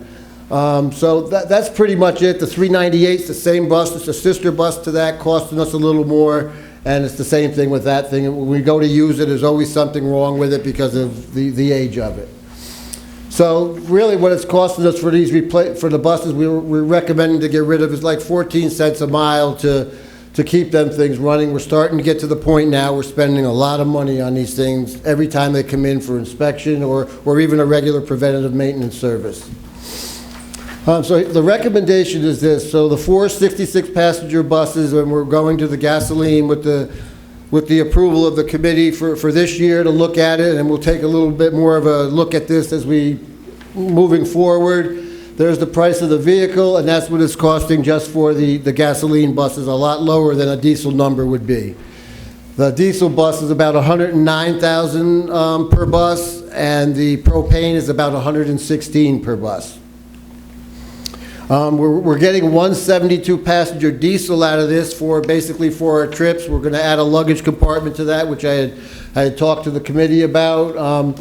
It's because of we just can't get the mileage out of the gas and the propane right now, and so that we needed to do that. We're not sure of how the gas is going to run. I didn't want to start sending that away on sport and field trips until we had some history on that vehicle. We're replacing that one minivan. It's $26,000. We're looking for that, and then we're looking at those 2 wheelchairs that we're talking about replacing, and that's the cost for them for the 2 of those. And so the total prop is $692,386, and getting back to what Doug just mentioned, we're going to get state aid on that to 60.1. So this year, the post aid, after we get the aid back, will be $262 for 8 buses. That's a pretty good deal, and no matter how you look at it. It is. And that aid number is good. Hopefully it stays in that area. But we went up a little bit last year, 3 or 4 cents, and so who knows where it's going to go next year. But that's what we're looking at for this year. That's the recommendation, and I'd be glad to answer any questions. I just went 387. Is that one of the buses we're getting rid of there? That is one. That's the last time, Doug, you'll see that. I was saying, it looks pretty good. Underneath doesn't look so good. Oh, okay. George, your bottom line number there was slightly less than 700,000.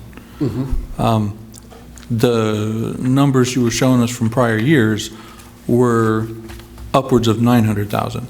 So we're seeing a price drop this year of over 200,000 in the proposition? Yeah, on the base price, basically because we're going to, the numbers dropping on the 4 gasoline buses. That 105 basically from 109.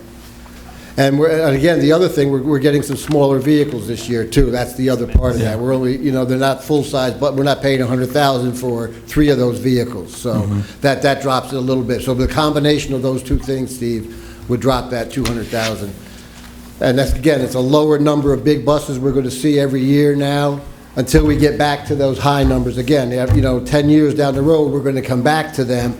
But what I try to do is pull some out each year and make those numbers lower that way. So, but that's what that's about. The two things, those are the 2 driving forces for that. All right, so this isn't necessarily the beginning of a trend.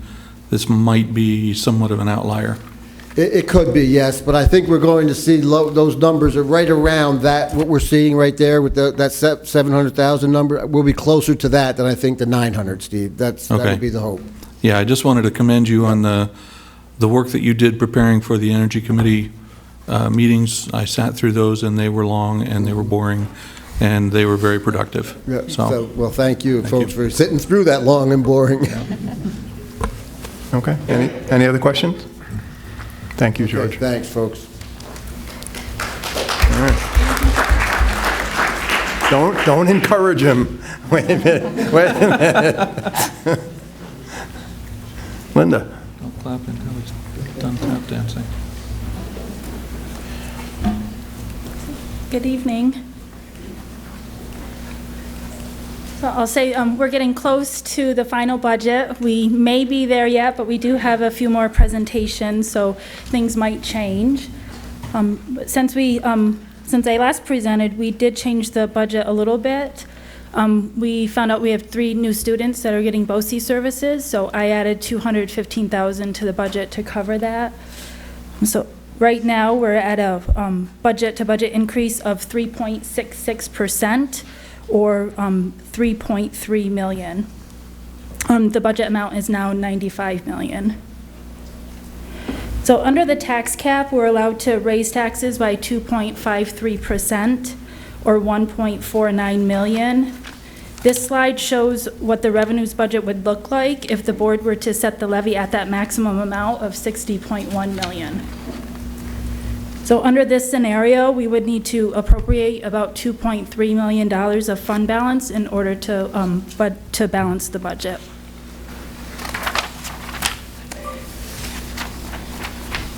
So on this slide, I'm showing what the tax levy would be if we set the tax levy at 2%. In this scenario, the levy would be $59.9 million. It's $315,000 less than the maximum levy allowed. And to balance the budget with a 2% levy increase, we would have to increase the amount that we were appropriating from fund balance by $315,000. And the expenses are the same on this. It's just a difference in the taxes and the fund balance. Those are the amounts that are shaded yellow.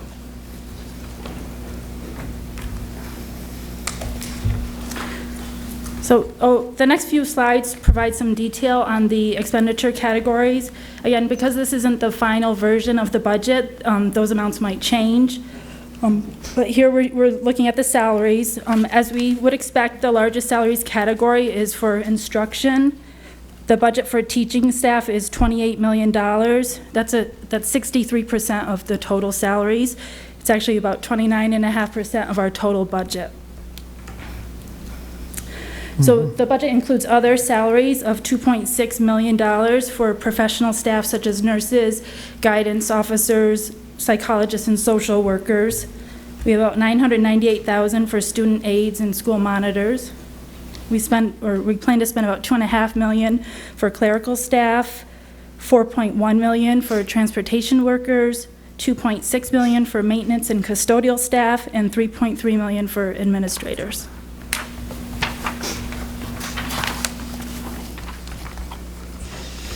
So the employee benefit categories are shown on this slide. The largest single account code for the entire budget is health insurance. At $18.6 million, the health insurance budget is 20% of the entire, or just about 20% of the entire budget. I think we had talked at I don't know if you remember, we talked, I think at my first presentation, that in 2012-13, the health insurance was about 12% of the total budget.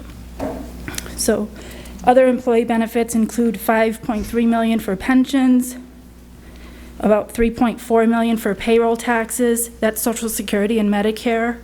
We have $585,000 for workers' comp.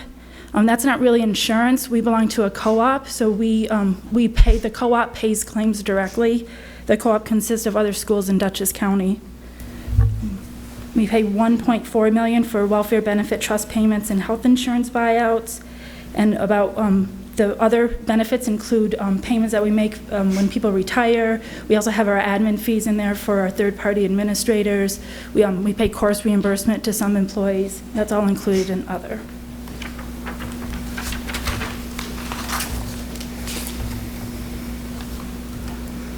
So this slide shows debt service, the debt service budget and the transfers to other funds. I always show the debt service payments separately, but truly they're part of the transfers to other funds because we record the expense in the debt service fund. So it's actually an expense in the general fund as a transfer to debt service. But we make debt payments for the serial bonds from capital projects and also for the bond notes for the bus purchases. The total debt payments are about $4.7 million. When we net that against building aid that we receive for those purchases, the local share is usually always $1.56 million. So that's the share that the taxpayers have to cover. So transfers to other funds include $600 to the capital projects funds to close an old project. It's actually on bus purchases from 2012-13. We didn't borrow enough for that year, so the general fund has to pay $600 for those costs. And we have $50,000 to food service. The food service department has its own budget. It's not part of the general fund. They raise their own money through aid and through charges to students and to any adults that buy food. But the general fund covers some of their pension costs, and we also cover any negative student balances. So at the end of the year, if any students owe money, the general fund just pays for it to wipe away their balances. We used to transfer over 100,000, but now we need less than 50 for them. And then finally, we transfer $235,000 to the special aid fund for the special ed summer school program. The state covers about 80% of the cost, and the general fund has to cover the rest.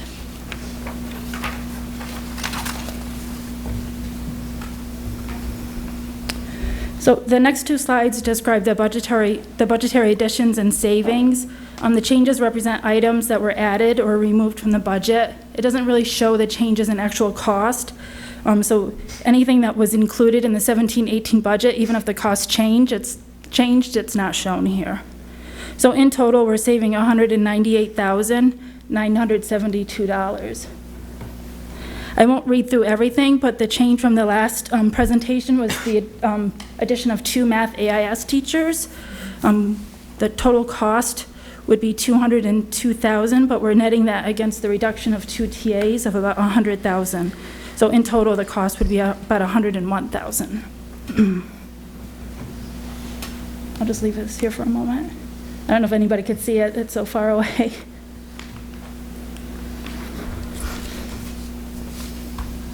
So the total budget savings is $928,000. So if we net this against the budgetary additions that we just talked about, the total savings is about $729,000. So the savings include $595,560 from teacher retirements. We plan to replace 2 of the 6 retiring teachers. That's why there's such a large savings. There's a reduction of 2 TAs for a savings of $70,431. We have a 20% reduction in supplies across the district. The savings is $149,000. We have a 20% reduction in mileage and conferences. That's about $22,500. And we also reduced the textbooks by $90,354. The purpose was to help offset the cost of the new AIS teachers, and we also made the new budget number match the amount that we can expect to get in aid for textbooks.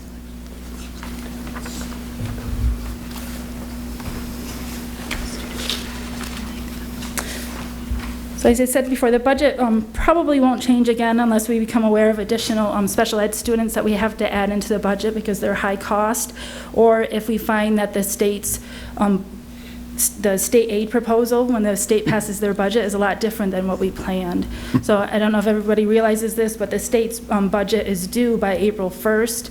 Some years they meet the deadline and some years they don't. So we can, maybe they'll surprise us and give us more. They might. The board will adopt the budget on April 12th, and we'll have a budget hearing on May 3rd, and the vote is May 15th. So those are the days that are really important to remember. Okay, thank you. Any questions? I just have one question about the textbook. Is there some special aiding on textbooks, and are we losing anything in that? No, we usually Okay. spend We typically had been spending more than what we would get in aid. Okay. And we decided for next year to cut the amount to what we can expect to receive. Okay. We receive a certain amount per student. Right. I knew that there was some special aid there. Yeah, so it's funded 100%. Okay. So the amount that we're reducing is the amount over and above what we'd Yeah. be aided? Okay. Yep. Thank you. Sure. Are there any other questions? Okay, Thank you, Linda. Thank you. thank you. for your presentation. Yeah, good.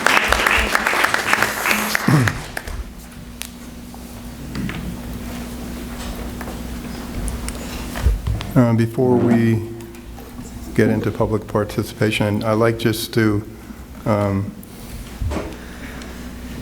make a note of what the general rules are. We allow a 21-minute period. We've not held anybody to that as such, and 3 minutes a person. So I would like very much if we could start actually following the rules, and so that everybody should be respectful of other people's time. And also, if you want to get up and say the same thing somebody else said, that would be nice if you could just say, I agree with that person, rather than go through the thing again, which the last 2 meetings we had a lot of repetition, and in the interest of time, I would like to see that period get closer to the 20 minutes. So, at this point, may I have a motion to enter public participation, please? So moved. Second? Any other discussion on that? All in favor? Opposed? Thank you. If anybody would like to address the board, please step forward. Welcome. Good evening. Am I supposed to give my address? No, your name is fine. Okay. Good evening. My name is Allison Dowdy, and I would like to thank you for actively listening to what I'm going to say and for giving it true consideration. I'm speaking to you tonight because I'm concerned about the size of my daughter's kindergarten class. She is currently in an ICT class with 28 children. I've already voiced my concerns with her teachers and the principal, and I feel as though the situation is out of their hands due to contractual restraints. I know that other parents have also voiced their concerns as to how this class size is going to impact our children's academic progression and their immediate safety and well-being. Tonight, I'm speaking to you because I'm concerned as to how this large class size is going to impact our children's social and emotional development over a long period of time. In a recent study that was published in the American Journal of Public Health, it was reported that there are indicators in kindergarten of how a child will develop socially and emotionally into a young adult. We already know early intervention is key for academic success. Why not apply that to our children's social and emotional development? Why not get them as early as we can? If you were to ask any teacher who has actually taught in an elementary classroom if it is realistic to meet the social and emotional needs of 28 children, in addition to the academic demands that are placed on us every day, we will tell you no. My understanding is the district is addressing this problem by placing more teaching assistants in the classroom. A teaching assistant is a wonderful asset to every classroom. However, a teaching assistant does not help plan the academic day nor the differentiated instruction that is necessary for every child. A teaching assistant is not present during parent-teacher conferences, nor are they consulted when planning a child's academic progression from year to year. Saying a teaching assistant is the answer to this problem is not okay. Our nation is in the midst of a mental health crisis. Poor mental health is behind teen suicide, opioid addiction, and violence that is showing up in our high schools at an alarming rate. Poor social and emotional development is behind bullying that is plaguing our nation's middle schools, which Haviland is not immune to. Please, make our children's social and emotional development a priority. Lower our elementary class sizes closer to 20 so our teachers are better able to meet the social and emotional needs of every child. Let Hyde Park Central School District be known as the district who is acknowledging the mental health crisis by choosing smaller classes to help foster socially and emotionally competent young adults. I'm going to leave you with a quote from Mr. Fred Rogers. We live in a world in which we need to share responsibility. It's easy to say, it's not my child, not my community, not my world, not my problem. And then there are those who see the need to respond. I consider those people my heroes. Ladies and gentlemen of the Board of Education, please lower our elementary class sizes and be our children's heroes. Thank you.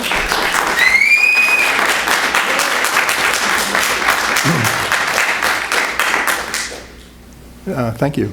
Would anybody else like to address the board?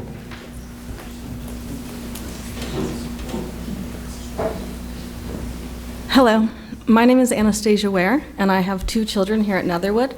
And I'm going to echo what Allison so well said, but I wanted to start out first by saying how much I love this school, how much I really value and appreciate every single teacher that both of my children have come into contact with. When people say, how is it going? I just say, I can't believe how lucky I am that my children go to this school. My second grade child had the same kindergarten teacher that my current child in kindergarten has, and she's lovely, she's wonderful. But to have a class with nearly 35-year-olds, and then next year with nearly 36-year-olds in the same classroom, it's too much. I say to my 5-year-old, how was your school day? And he says, it was loud. You know, it's too much. And so I am echoing Allison and asking you to consider reducing the classroom size so that our children can have a better foundation in their education. Thank you.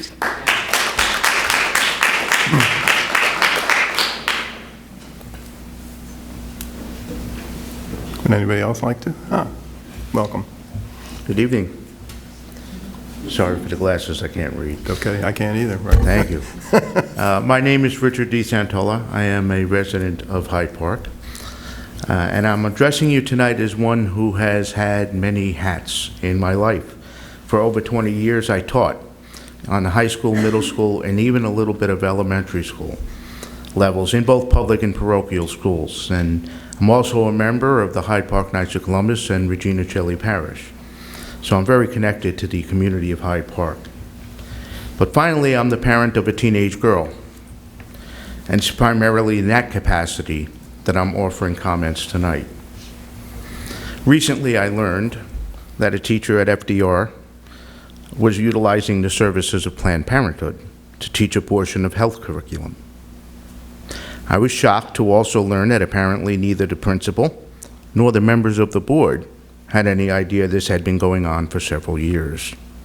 And I'll address that issue momentarily, but I viewed a video of a recent board meeting where members of the public addressed the issue, and many offered thoughtful remarks on both sides of the issue. But I have to take exception with one speaker who claimed that pro-lifers only want abstinence taught in school.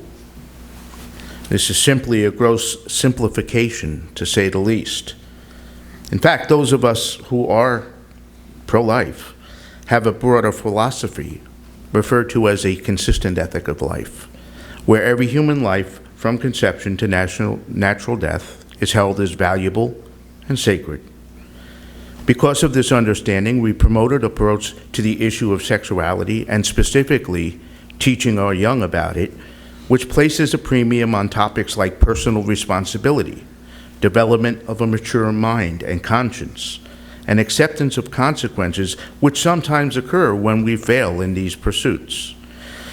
We see the modern approach favored by organizations like Planned Parenthood as one which places no responsibility on the individual and instead focuses on eliminating consequences. This is an organization which, contrary to public statements, has no prenatal care program for pregnant women, doesn't provide services such as ultrasound or amniocentesis. Instead, it focuses on providing artificial conception and aborting the children conceived when that fails. But all of this is really not the main point I want to make tonight. Rather, as both a former educator and a parent, I'd suggest that our goal as trustees of our children's future should be to provide them with the truth, especially in their formal education experience. Our children should be presented information in all disciplines which is beyond reproach and based on facts. If there comes a time when information which is of a theoretical, philosophical, or editorial nature needs to be discussed, first, it should be clearly labeled as such, and then presented in context with information from other viewpoints, so that child can learn to distinguish differences in approaches and use their mind and their conscience to decide what to accept and not. I've spoken with a few board members as well as other citizens of the community about this particular topic. It's been suggested perhaps the best way to address the problem which occurred when one viewpoint was being presented as factual over others is to offer a program outside of the school day curriculum where representatives of various organizations, including Planned Parenthood, crisis pregnancy centers, Birthright, etc., can each present information to our young women and men who wish to be informed. I believe such a plan honors the mission that our children are given all the knowledge available on an important subject, and I would urge the board to consider such an endeavor. Thank you.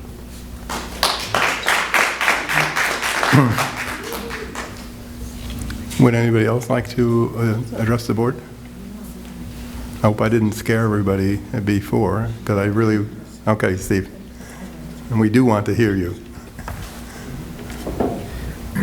Good evening, Steve Hughes. I know in the past, the board has been given a presentation on how the compliance with the tax cap is calculated, why it's not exactly 2% or wherever the cost of living. And I think that would be useful to be seen again. I think it's been a few years since it's been presented, so just an idea for the future. Okay. Thank you. Thank you, Steve. Would anybody else like to address the board? May I have a motion to close public participation, please? So moved. Second.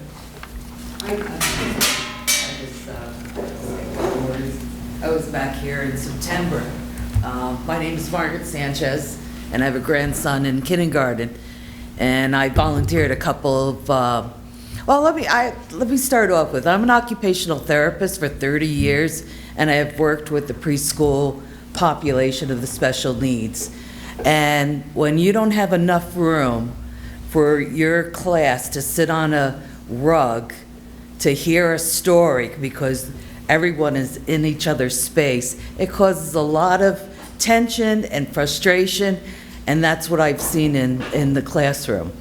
I want to go back to, we are the only classroom in Netherwood, the kindergarten class, that has such a large amount of children, and where our sister schools, every single one is under 25. It's 20 to 25. I just don't understand why this school is accepting outrageous number of 30 and 28.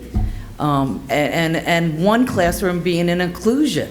It's 22 boys, typically. How healthy is having 22 boys? I don't know. It was only 8 girls.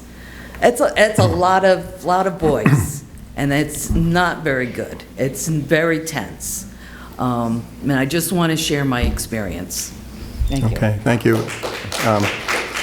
So I would appreciate it next time if you got up before we close public participation, all right? But I wasn't sure. I thought other people were that's going to okay. speak. That's okay. You got to say what you wanted. All right. We did close public participation. Did we vote? No, we didn't vote. We never Oh, voted. okay. Well, we didn't close it then. You're okay. All in favor? And opposed? Nobody's opposed. All right. Wait, who moved? Back up. Who moved? I You moved? You seconded? I seconded. No, I thought it was Dan. Yes, okay. No, I seconded. Both of them down. That's okay. You just lost You your want to second. talk on class size? You know, all my kids went here. My youngest son, and I'm not saying this should be, but was in a class of 30 all the way through. He did very well, but that's every individual kid is. I just wanted to let you know. But my perspective is that with 28, That means if you split it in half, that's 214, and that's below the 15 limit. So, you know. You can have more teachers and split up the classroom. It's not just the kindergartners, it's all the way right through the fifth grade. And how old- and how old is your child? Ma'am, there is a second public participation if you want to talk. This is not a discussion. I apologize for not making that clear before. But I just, you know, in terms of how did we let so many students be in one area, we would have to redistrict in order to spread the classes out, unless I'm missing something, right? 28, we'd have to have another section. And if you split them in half, that's 14 in a class. There's 2 kindergarten classes. Each with 28. One with 28, one with 30. 58. Just to let you know, we're not planning on closing another school, so we heard that, but there's not another plans out there. We did, but we're not closing another one. All right, all right. All right. When I started the district, we were at like 22, everyday cupcakes, and now. All right, It's not what- a dialogue. Yeah. I don't think they understand. Yeah. If, and I don't want to be rude, but. You closed it and then you brought it up, so are we going to talk? No. All right, let me explain how public participation works, all right? We know how. You get to work, you get to speak, And then you closed it. and then we close it, then we get to speak about it. You do not get to respond. There is a second public participation at the end of the meeting where you can talk to us again. All right? That's just the rules. That's the way it works. I didn't make them up. That's the way we run the meeting. All right? I will let one of the other administrators here, you know, speak about class sizes. No.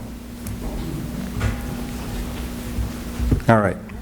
Anybody else have any comments here before we move on? Or, I mean, Well, I guess I've got to look to the administrators to, I mean, what, you know, it sounds like a situation that at least needs a review. Yeah. Well, what we did this past year, based on the large class size, the integrated co-teaching class has 2 teachers and a teaching assistant, and the other kindergarten classroom, based on the input, we did add a teaching assistant so that there were 2 adults in the classroom.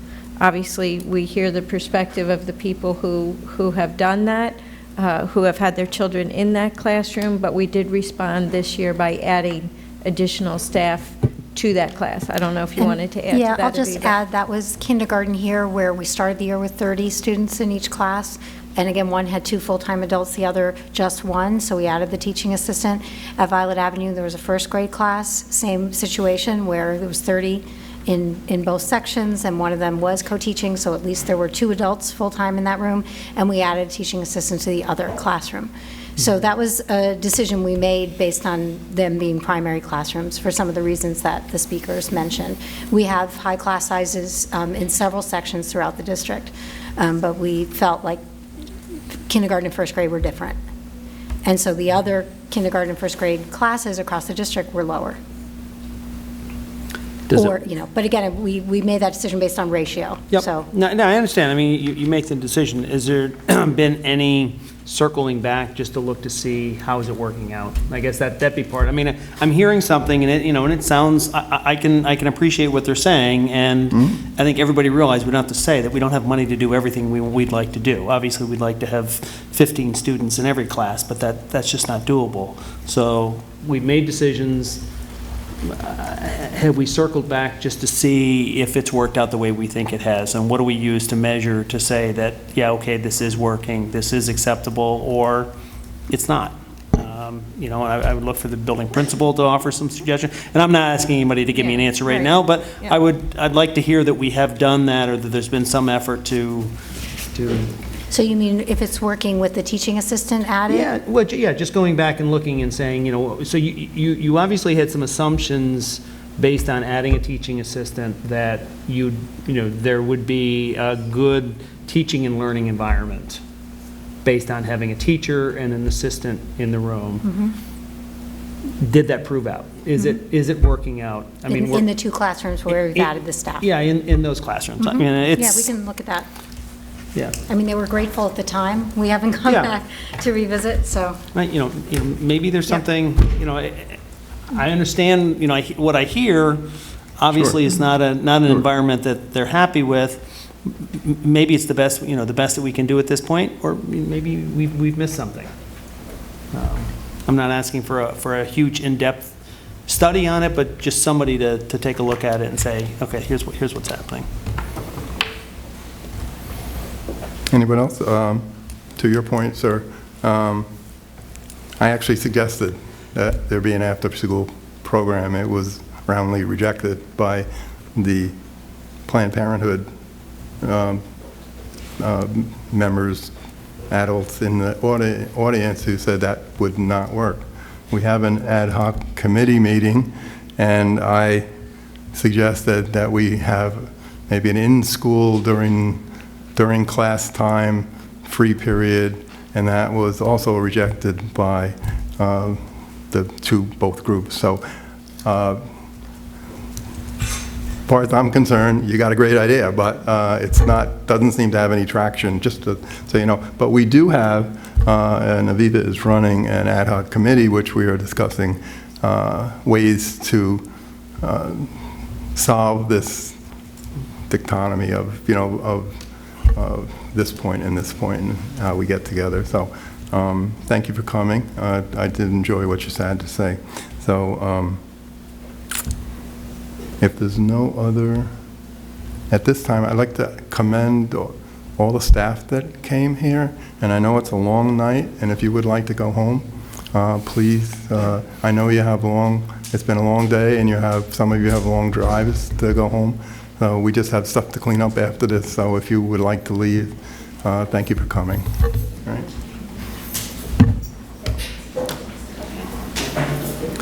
Okay. We are continuing the meeting. This is just to let some of the administrators go home if they want. I know some of you may be at a school board meeting for the first time, so just to clarify, the school board meets in front of the public. It's not a meeting with the public. There are 2 opportunities for public participation, but it's not a forum. It's the board conducts their business, and by law, they conduct it in front of the public.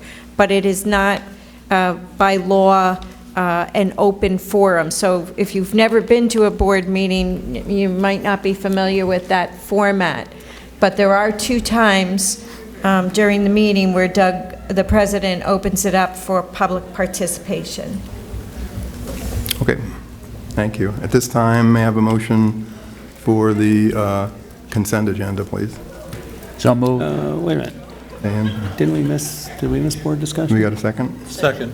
Okay. Any discussion on any of that? Well, yep. I think you skipped some stuff. 9.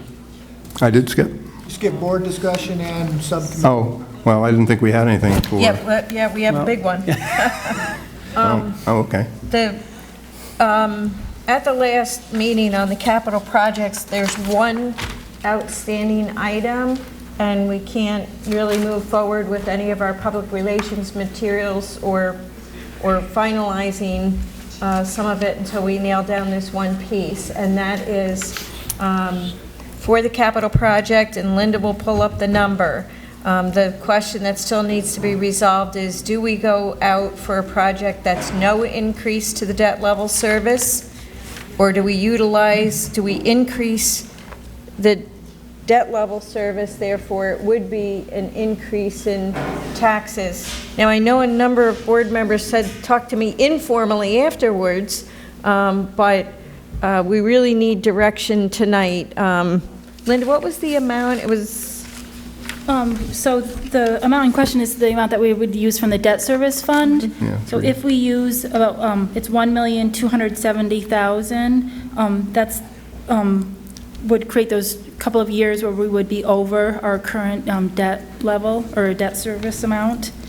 If we wanted to keep the amount level so that the local share would be that 1.56 million, we would spend 1,745,000 from the debt service fund. Yeah, but what's the difference? So 300. it's like $300,000, so.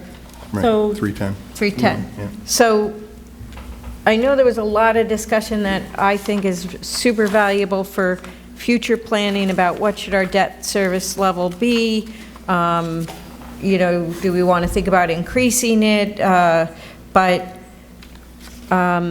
we're at the 11th hour, and looking at long-term financial planning, I think is very important.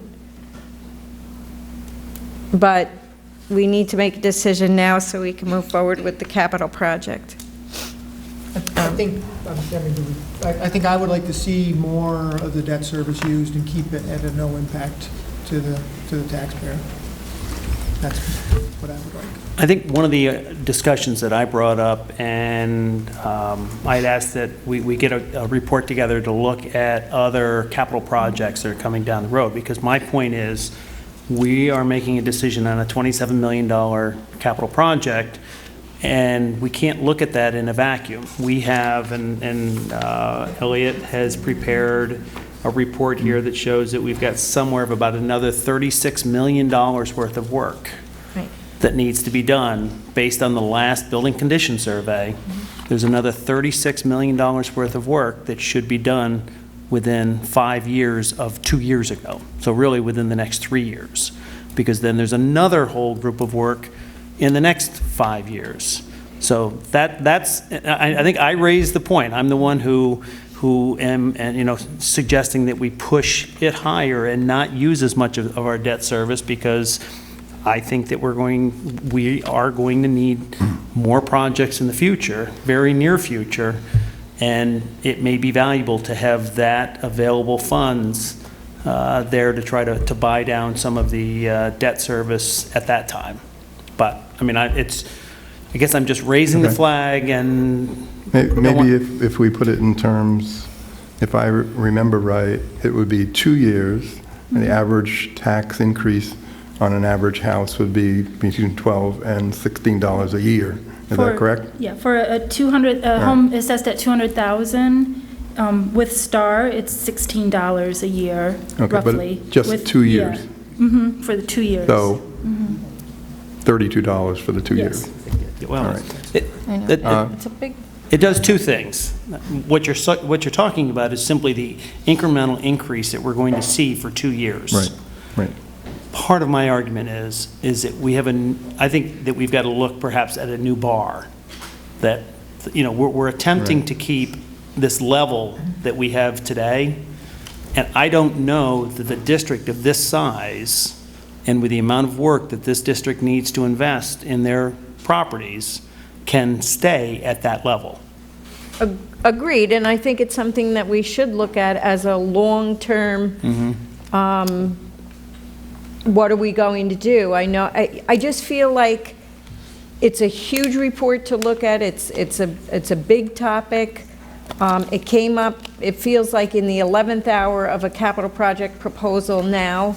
Linda did provide the debt service level of all the other school districts in the area, and we were a little in the middle to the high. And I absolutely agree that for long-range financial planning, we need to look at our debt level service. I think raising the warning flag that we're not going to be able to, we may have to, at a certain point, raise our debt level, and for $310,000, is it now, or do we save it for the next project and really look and bring our financial advisors in to say, how do we look at all of our next projects and how do we finance them? Right. And my suggestion would be to do it now, but I'm but okay. one. But the question here is not raising the debt service. It's funding the excess for 2 years, and did I miss that? Well, yeah, Basically is what we're doing. The debt service is still going to be the same because it doesn't fall off in the next couple of years. So personally, I would think, I agree with Greer, that starting next fall or whatever, we work with Jason on what we would like to achieve. And I don't think it's I don't think you can simply say, let's raise the debt level without capital projects to go under that debt level. Well, we're under that debt level except for the 2 years. That's okay. So I think the question they want to know now is, are we going to... I can support either at this point. Are we going to fund it, the 2 years, or are we going to let the community fund it? That's the question. All right. Bank has already said he prefers that we fund it. Is that correct? Okay. In other words, You asked me a question. I can't hear what you're saying. I said the question is, who funds the extra $310,000? Either us out of reserves or the community by raising the tax slightly for 2 years. So I'm trying to find out what everybody thinks of that. Why don't we just go down? Mike has already said we should fund it. Yeah, no tax increase. No tax increase. What do you think? I would favor a tax increase. Okay. I would favor an increase. Tax increase. Dan? I'd favor a tax increase for the 2 years. Okay, I'm okay with a tax increase myself. So. Doesn't matter, you guys, 4 votes. No, it doesn't. Well, you can convince me. You can convince me.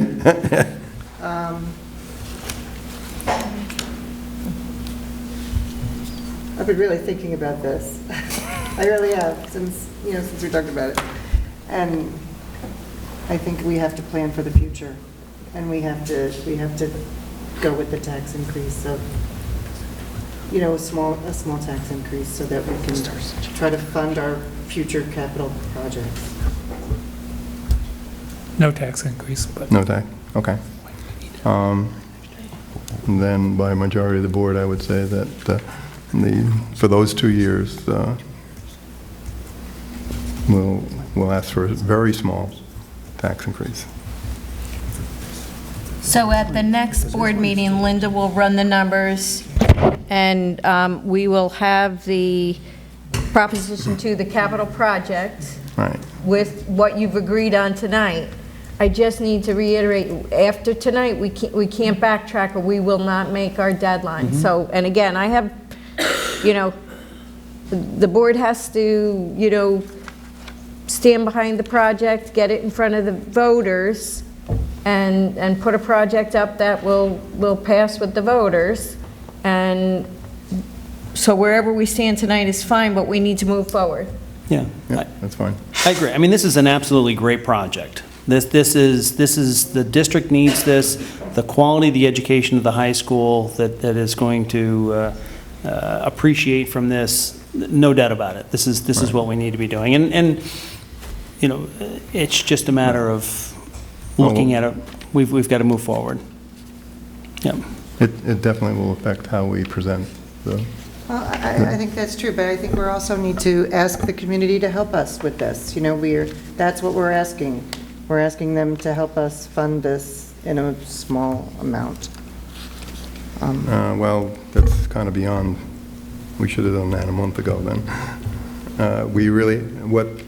The problem here is that we have to have a decision made, and so we can fit in the timeline of all the things that legally we have to publish. We have to decide tonight.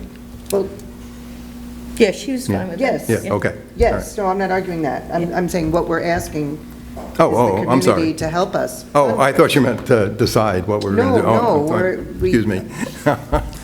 So, could I say something? Yeah. So now that we'll plan the project, so we'll have those 2 years that we're above the line that we have now. We can have a new line, and if we want to consider keeping it up there next year would be the time to try to figure out when we would have to have our The next next project. project. Oh, okay. to keep it Absolutely. there. That's cool.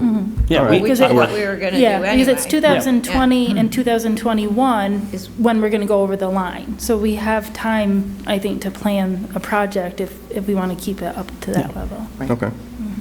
I think you got to put your wording very carefully to say, don't say it's only going to be the 2 years, because if our goal is to keep it there, it's going to be not just 2 years. So the messaging has to be such that people understand that for this project, it's going to be 2 years, but we're going to fill that with something else. I think we just have to present it as this is what the project is going to cost. Yeah. And this is how we're going to Project by finance it. project. Yeah. Right. All right. You're good? Mm-hmm. Okay, I don't know what the timing will be. I did get a little carried away there, didn't I? Jumping ahead, I just know. I still don't know how the Maris women did, I'm trying to get done here. We don't know when. Board subcommittee reports. Everything takes time. Oh, you want to do the audit committee, Mike? Give you a shot, huh? Well, we had an audit, or Denise, you want? I'll give you a shot there. No, you go ahead. All right, we had an audit committee on, and discussed the internal auditors' findings and what we were going to do about them, and that will be, I guess, presented at some meeting, not at, Yeah, there won't be, typically for the internal audit, we don't have a presentation, but the board will have to accept the plan, the corrective action right, plan. Right, so that will probably appear on the next board agenda, or? Then one after that. Okay, one after it, all right. Any other subcommittees, meetings? No? Okay. Now that I'm back in sync here, can I have a motion to approve the consent agenda, please? So moved. Second. Any discussion there? Yeah. On the second consideration of policies, 10.6, 7,000 was in last meeting's policies for staff development. Did we pull that out? I don't think so. Do we pull it out? As I You did. recall, we made that one change. Jay was able to make that one change, and you agreed last time about the Right. level 3 teaching assistants. Yeah. Yeah. So that change was made. It was just an oversight. So that was my understanding, is that it wasn't needed for another So it's consideration. not, but we it's were not just gonna listed in add the that. second reading. in the next meeting. Okay. All right, we'll put it in the Thank next you. meeting. All right, thanks Jeff for catching that. Okay, all in favor? Opposed? Thank you. Let me just get down here. You have a motion for special education placements, please. So moved. Second? Any discussion, Dan? I've reviewed the pack and recommend its adoption as presented. Okay, all in favor? Opposed? Thank you. Have a motion for the bid award for athletic uniforms, please. So moved. Second. Any discussion on that? All in favor? Opposed? Thank you. Can I have a motion for the bid awards for the capital work for the FDR bathrooms and the NPA North Park Elementary well? So moved. Second. Any discussion on that? All in favor? Opposed? Thank you.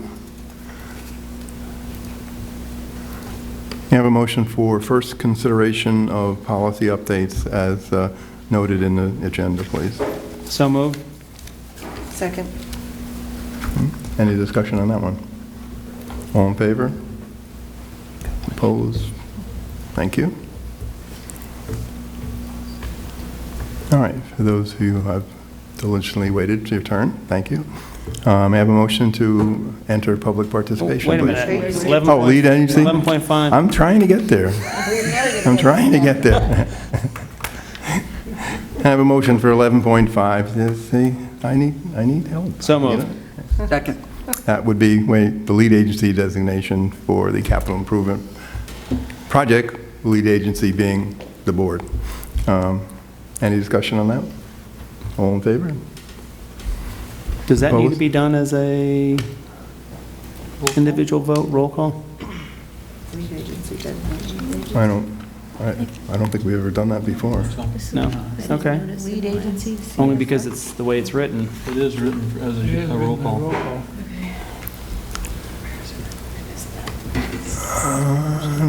So it is. It's my first The time. the Oh, architects it wrote is, the... yeah. Yeah, the architects are the lead agency. Sorry. No, they wrote the They wrote the- resolution, so I'm not All sure right. if... You want me to read them? Or you want to write them? Just tell me. I'll read them. Are you gonna go down the table or are you gonna? I'll just read them and we'll say yes or no, right? Okay, Douglas Eder, yes. Daniel Duffy? Yes? Denise Berry? Yes. Jeffrey Danielson?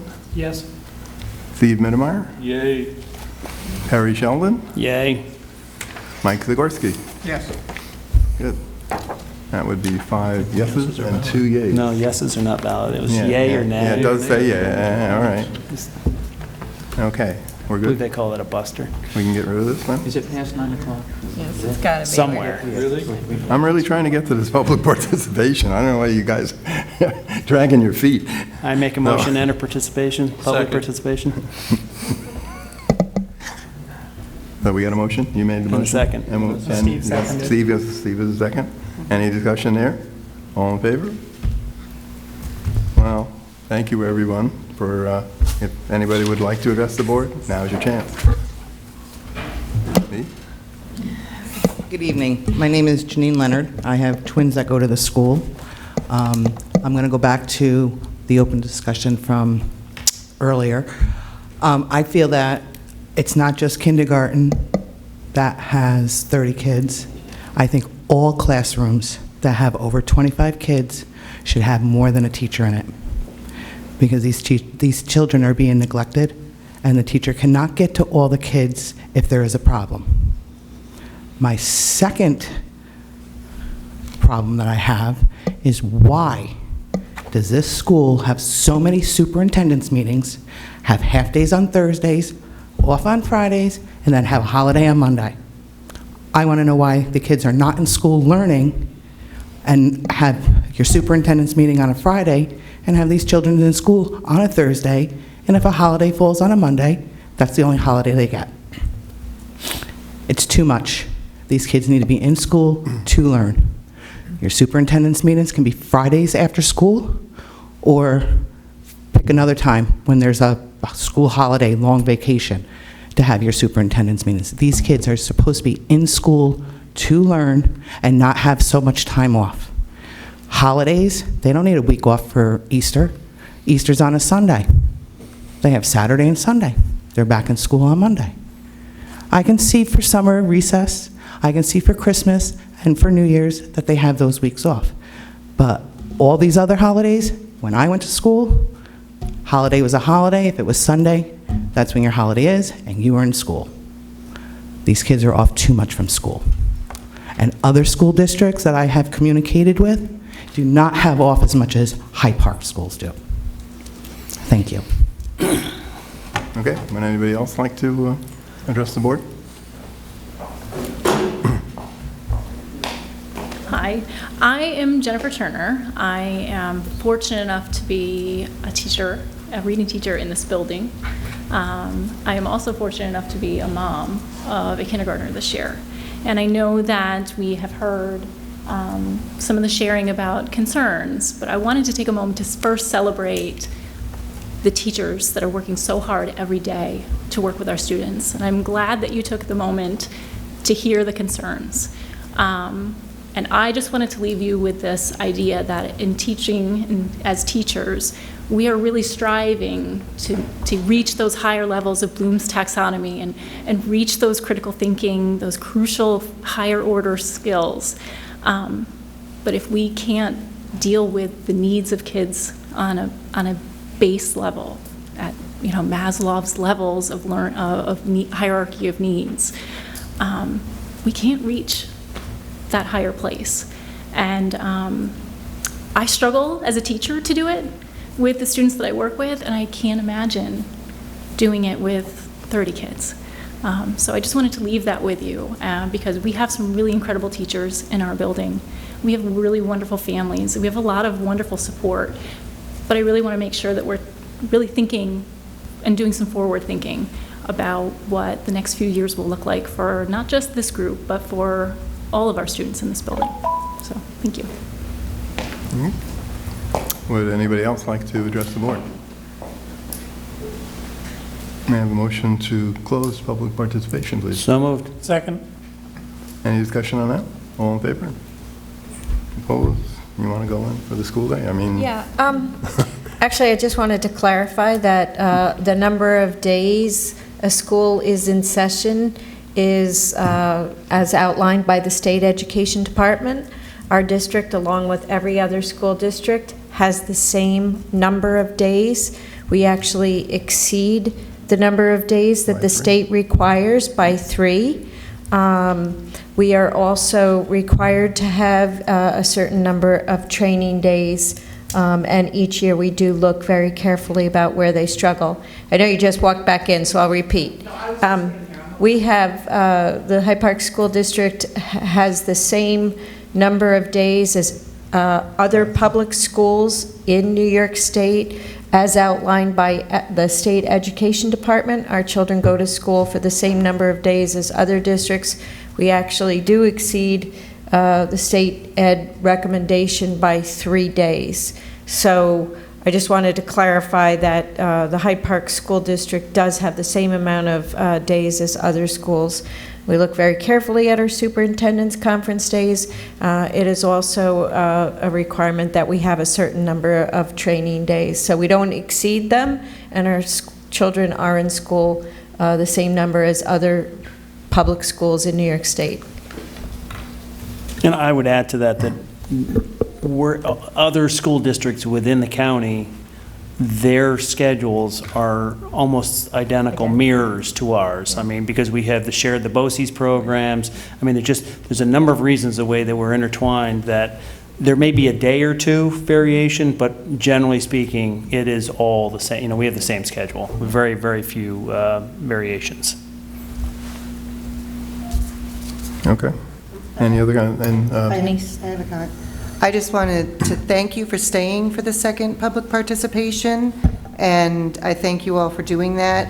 I understand that it's frustrating when people don't know the process of how it works, and I'm sorry that those people left. I wish that they had stayed so that they could say what they wanted to say and we could hear it, and then we can reflect on that and figure out how we can all come up to solutions. So thank you for staying, and thank you for staying. And pass the word that we do want to hear what everybody has to say.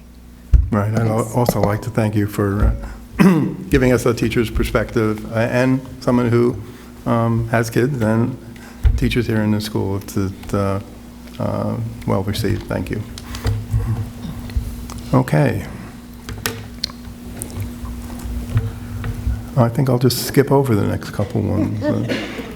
Wait, should we skip over go right to exec session, or, no? Okay. Sorry, I'm unable to do that.